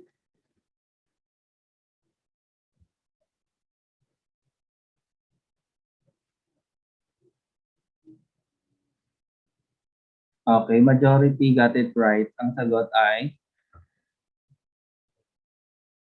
no risk of recurrence after surgery. Kasi common yung recurrence ng Crohn's disease even after surgery. So, this is a busy table, no? This is from Robbins. Nabanggit na rin ni Doc kanina, no?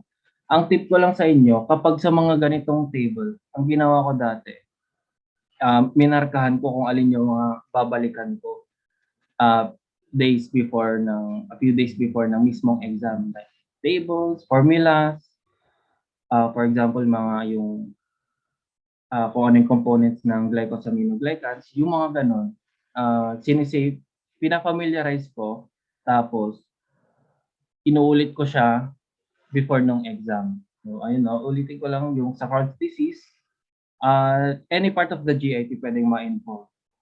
As opposed sa ulcerative colitis na sa colon lang and laging may rectal involvement. And sa Crohn's disease, sa ulcerative colitis, yung distribution niya is continuous as opposed naman sa nag-i-skip sa Crohn's disease. Tapos, sa Crohn's disease, mayroong fistula, may granulomas, and yung ulcers and inflammation sa Crohn's disease, ay yung inflammation ulcer sa Crohn's disease, transmural or the full thickness ng wall at deep and knife-like as opposed sa ulcerative colitis na sa mababaw lang, limited lang sa mucosa and sa mucosa. So what's the histologic hallmark of Crohn's disease? Is non-caseating granuloma. Kapag sa ulcerative colitis naman, it is yung crypt abscesses with neutrophils. So what's the genetic mutation seen in this? It is tyrosine kinase activation or involvement ng c-KIT or otherwise known, makalituhin kayo, other name ng c-KIT, CD117. Which of the next question. Which of the following is not associated with MPO ANCA?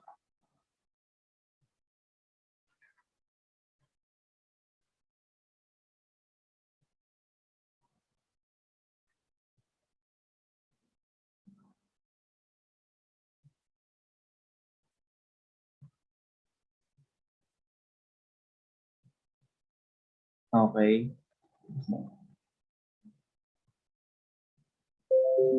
Okay, majority ng sinagot ay B.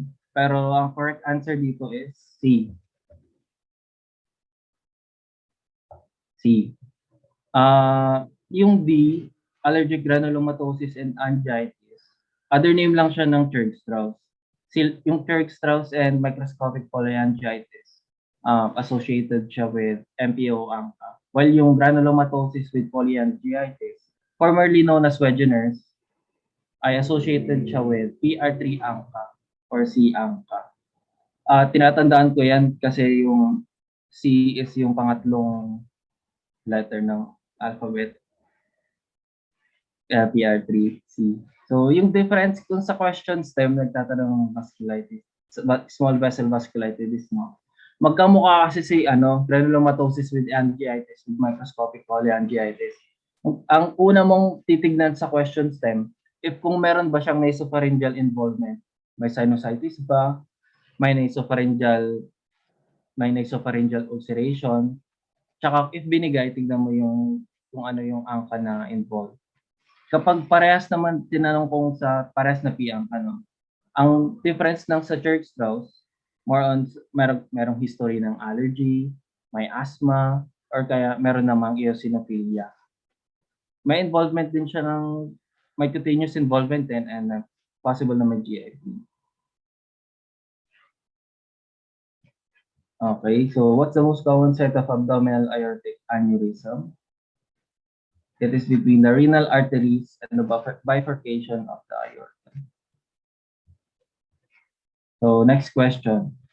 This cytokine is important for the proliferation of activated T cells. Is it A, IL-1, B, IL-3, C, IL-2, D, IL-4?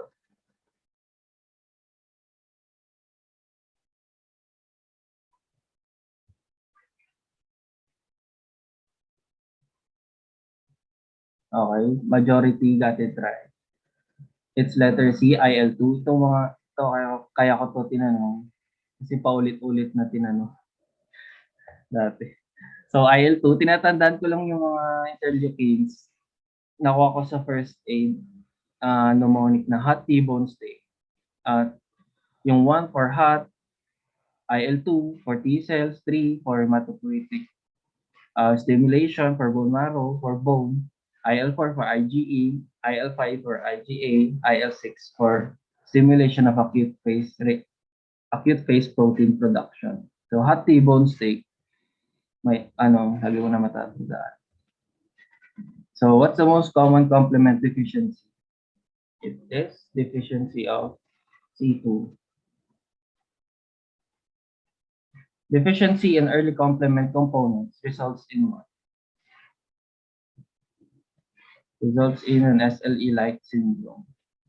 Deficiency particularly of C1q, C4. Deficiency in late complement components are associated with increased risk of infection to Neisseria due to inability to form the membrane attack complex. So ito, binanggit din kanina. Number 7, malignant mesothelioma is associated with exposure to what? Is it A, cadmium, B, beryllium, C, asbestos, or D, vinyl chloride?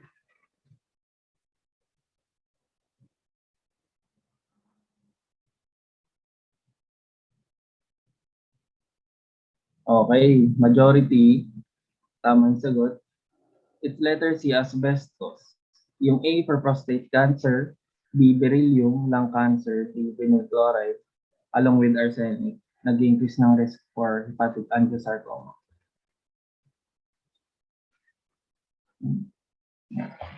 So ito, familiarize nyo na lang kung ano yung kinokos nila kasi minsan lumalabas talaga. So kapag sa benzene, pwede siyang associated with AML. Pag sa yun nga, vinyl chloride, angiosarcoma. Pag cadmium sa prostate, asbestos, mesothelioma, lung cancer. Hindi nakalagay dito pero yung sa arsenic, cause din siya ng hepatic angiosarcoma. So silicosis is due to chronic exposure to which substance? It is quartz. Quartz, yan lang yung crystalline form ng silica. So yung miners na constantly exposed sa quartz, sila yung nagkakaroon ng silicosis. So what's the pattern of emphysema in patients with alpha-1 antitrypsin deficiency? This is panacyanar emphysema. Kapag sa smokers naman, yung sa triacyanar emphysema. So next number. 14-year-old male presents with a painful mass in the diaphysis of the left femur. Surgical excision was done and microscopic examination of the mass showed sheets of uniform, small round blue cells with clear but scanty cytoplasm and rounded cell clusters with the central fibrillary core. So ito, nabanggit din kanina to sa discussion. So yun, no? Majority got it right. Ang sagot ay Ewing sarcoma. Based sa choices dito, siya lang yung nakikita sa diaphysis. Yung chondrosarcoma, hindi siya sa long bones, kundi sa axial bones like the pelvis, shoulders, the ribs. Ang pagpipilian mo na lang yung tatlo. No? Pero yung osteosarcoma, nakikita siya sa metaphysis. Giant cell tumor, nakikita siya sa epiphysis. And as nabanggit din kanina, yung Ewing sarcoma, characterized siya by round blue cells with clear but scanty cytoplasm. Tapos itong rounded cell clusters with the central fibrillary core. Ito yung Homer cells. So yun. Ito table from Robbins. Nandito na yung mga bone tumors mo. Tapos tatlo lang yung nangyayari sa much elderly people. Yung chondroma, chondrosarcoma, giant cell tumor. Tandaan nyo lang yung difference ng kung nasa nangyari yung chondroma at chondrosarcoma. Chondroma, laging sa kamay or sa paa. And yung chondrosarcoma, sabi ko kanina, sa axial bones siya. Tapos, differentiating osteoma at osteoblastoma. Ang tinatandaan ko dito, yung osteoblastoma may B, yung vertebra may B. So, osteoblastoma sa vertebra. Bukod dun sa size and sa response sa NSAIDs. Yung ganito palang tables, binalikan ko rin siya days before. Tinitignan ko na lang yung mga hinighlight. So, what is the characteristic radiologic finding for Ewing sarcoma? It's the onion skin lesion. Pag sa osteosarcoma naman yung Sanders pattern and yung lifting ng periosteum, yung Codman triangle. What is the most common skeletal malignancy? Ito yung metastasis. So, next number. Which is part of the rule of 2 in microsteverticulum?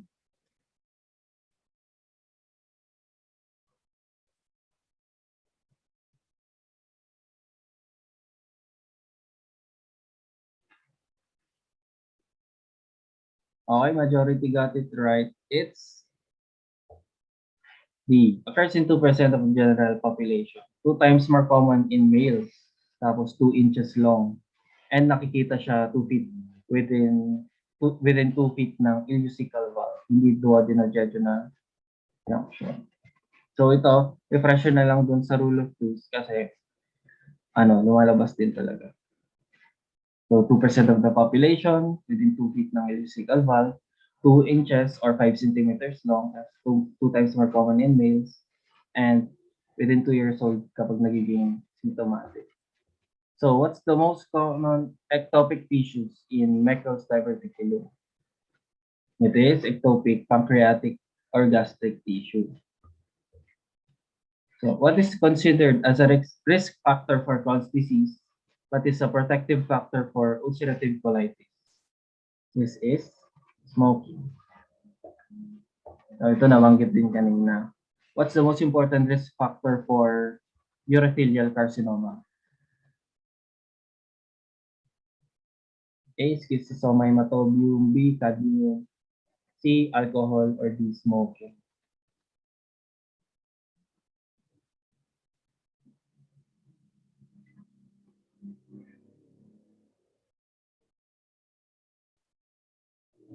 Okay. Okay, majority tama, pero dahil pa rin sa A, but sagot dito ay smoking.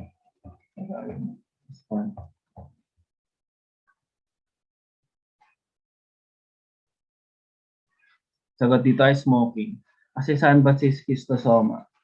Wait, balikan ko siya mamaya. So for urothelial neoplasms, may other risk factor siya for like cyclophosphamide and analgesic use, irradiation, tunactylamine. Pero most important risk factor niya ay smoking. Ito yung kanina. So, what's the cancer correlated to urinary schistosomiasis caused by schistosoma hematobium? This is squamous cell carcinoma of the urinary bladder. So, ayan. So, ito. These are central blood vessels enveloped by tumor cells found in yolk sac tumor. So, ano ba yung bodies na nakikita mo sa yolk sac tumors? Nabanggit din kanina. This is Schiller-Duval bodies. Kapag sa granulosa cell tumors naman, gland-like structures filled with acidophilic material. Ano yung bodies na nakikita sa granulosa cell tumors? These are Cole-Exner bodies. Ayan.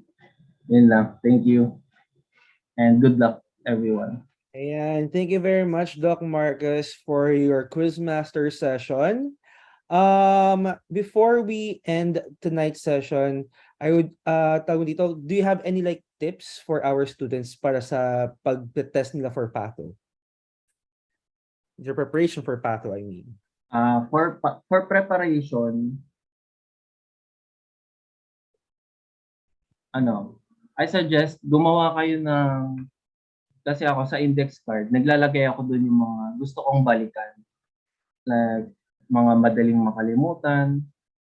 For example, yung mga interleukins, mga cytokines, yung mga mutations, kung ano yung mga inheritance ng mga diseases, kasi lumalabas din talaga yun. Tapos, ayun, magpahinga kung pagod na. Yes, tama yun actually, Doc.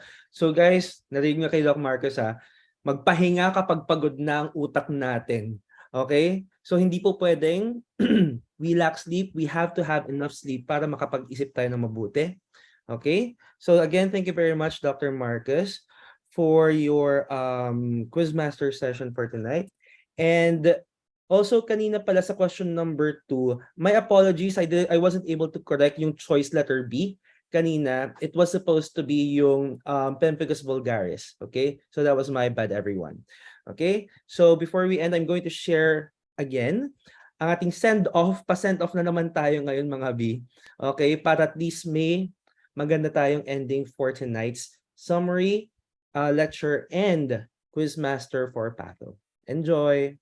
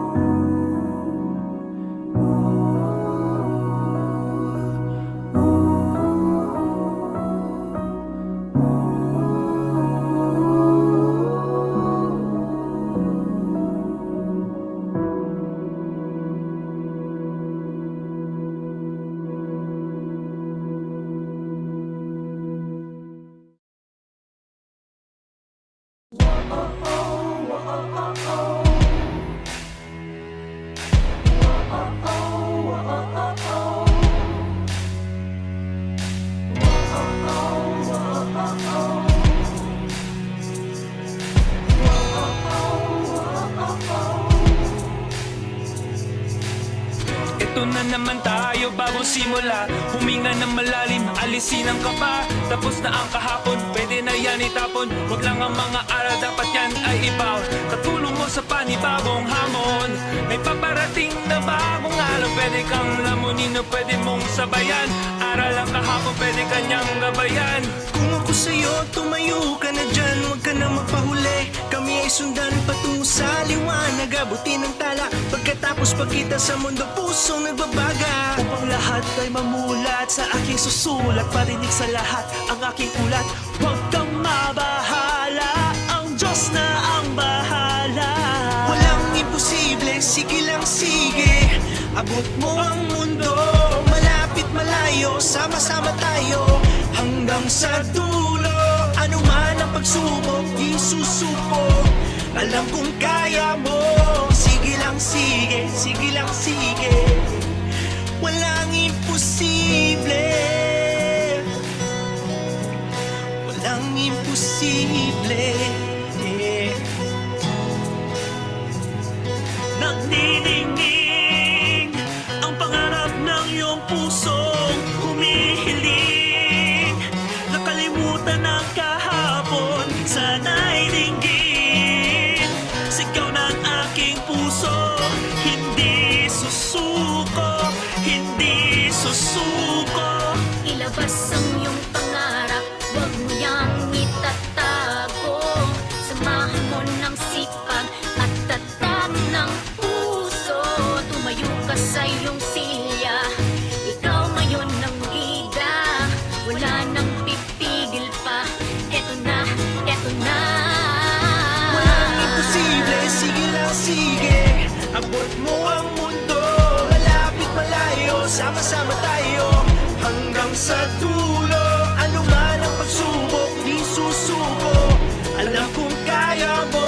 Sige lang sige, sige lang sige.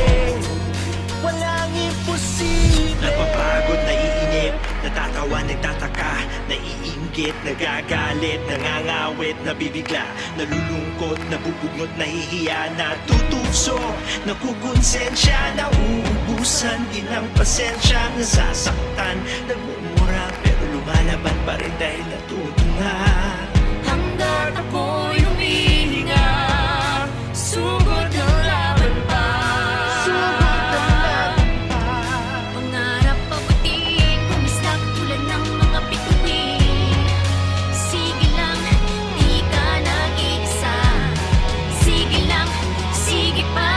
Walang imposible, sige lang sige.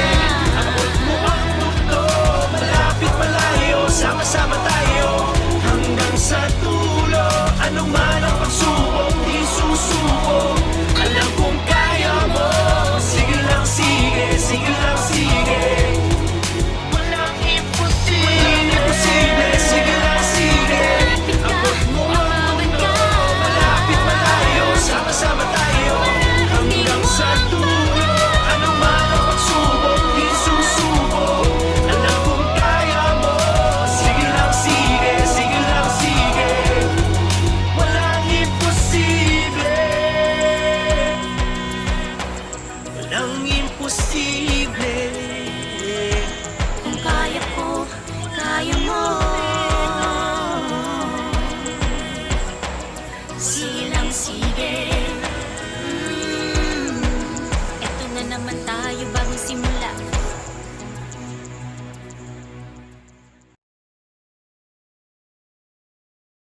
All right, guys, and that is it for our Quizmaster and summary lecture pathology today. Oh my God. Mhm. Ayan, I'm so sorry. Again, quick reminders na lang, guys. Please do not forget to attend your introduction to biochemistry tomorrow at 8 a.m. Okay, it's going to be 8 a.m. for your biochemistry introduction to biochemistry. Okay, and as usual, may testimonies ulit tayo. And then for my babies out there, we are going to have our own MG sessions after the introduction to biochemistry. Also to other babies naman dyan, mga ibang MGs, you will also have your morning breakfast or breakfast with your MGs after the intro to biochem tomorrow at 8 a.m. All right. So guys, I won't keep you anymore. So bawal ang kulang ng tulog. So guys, so pahinga na kayo. Get ready for another subject tomorrow for you to consume. And ingat kayo palagi. Stay safe and good night, guys.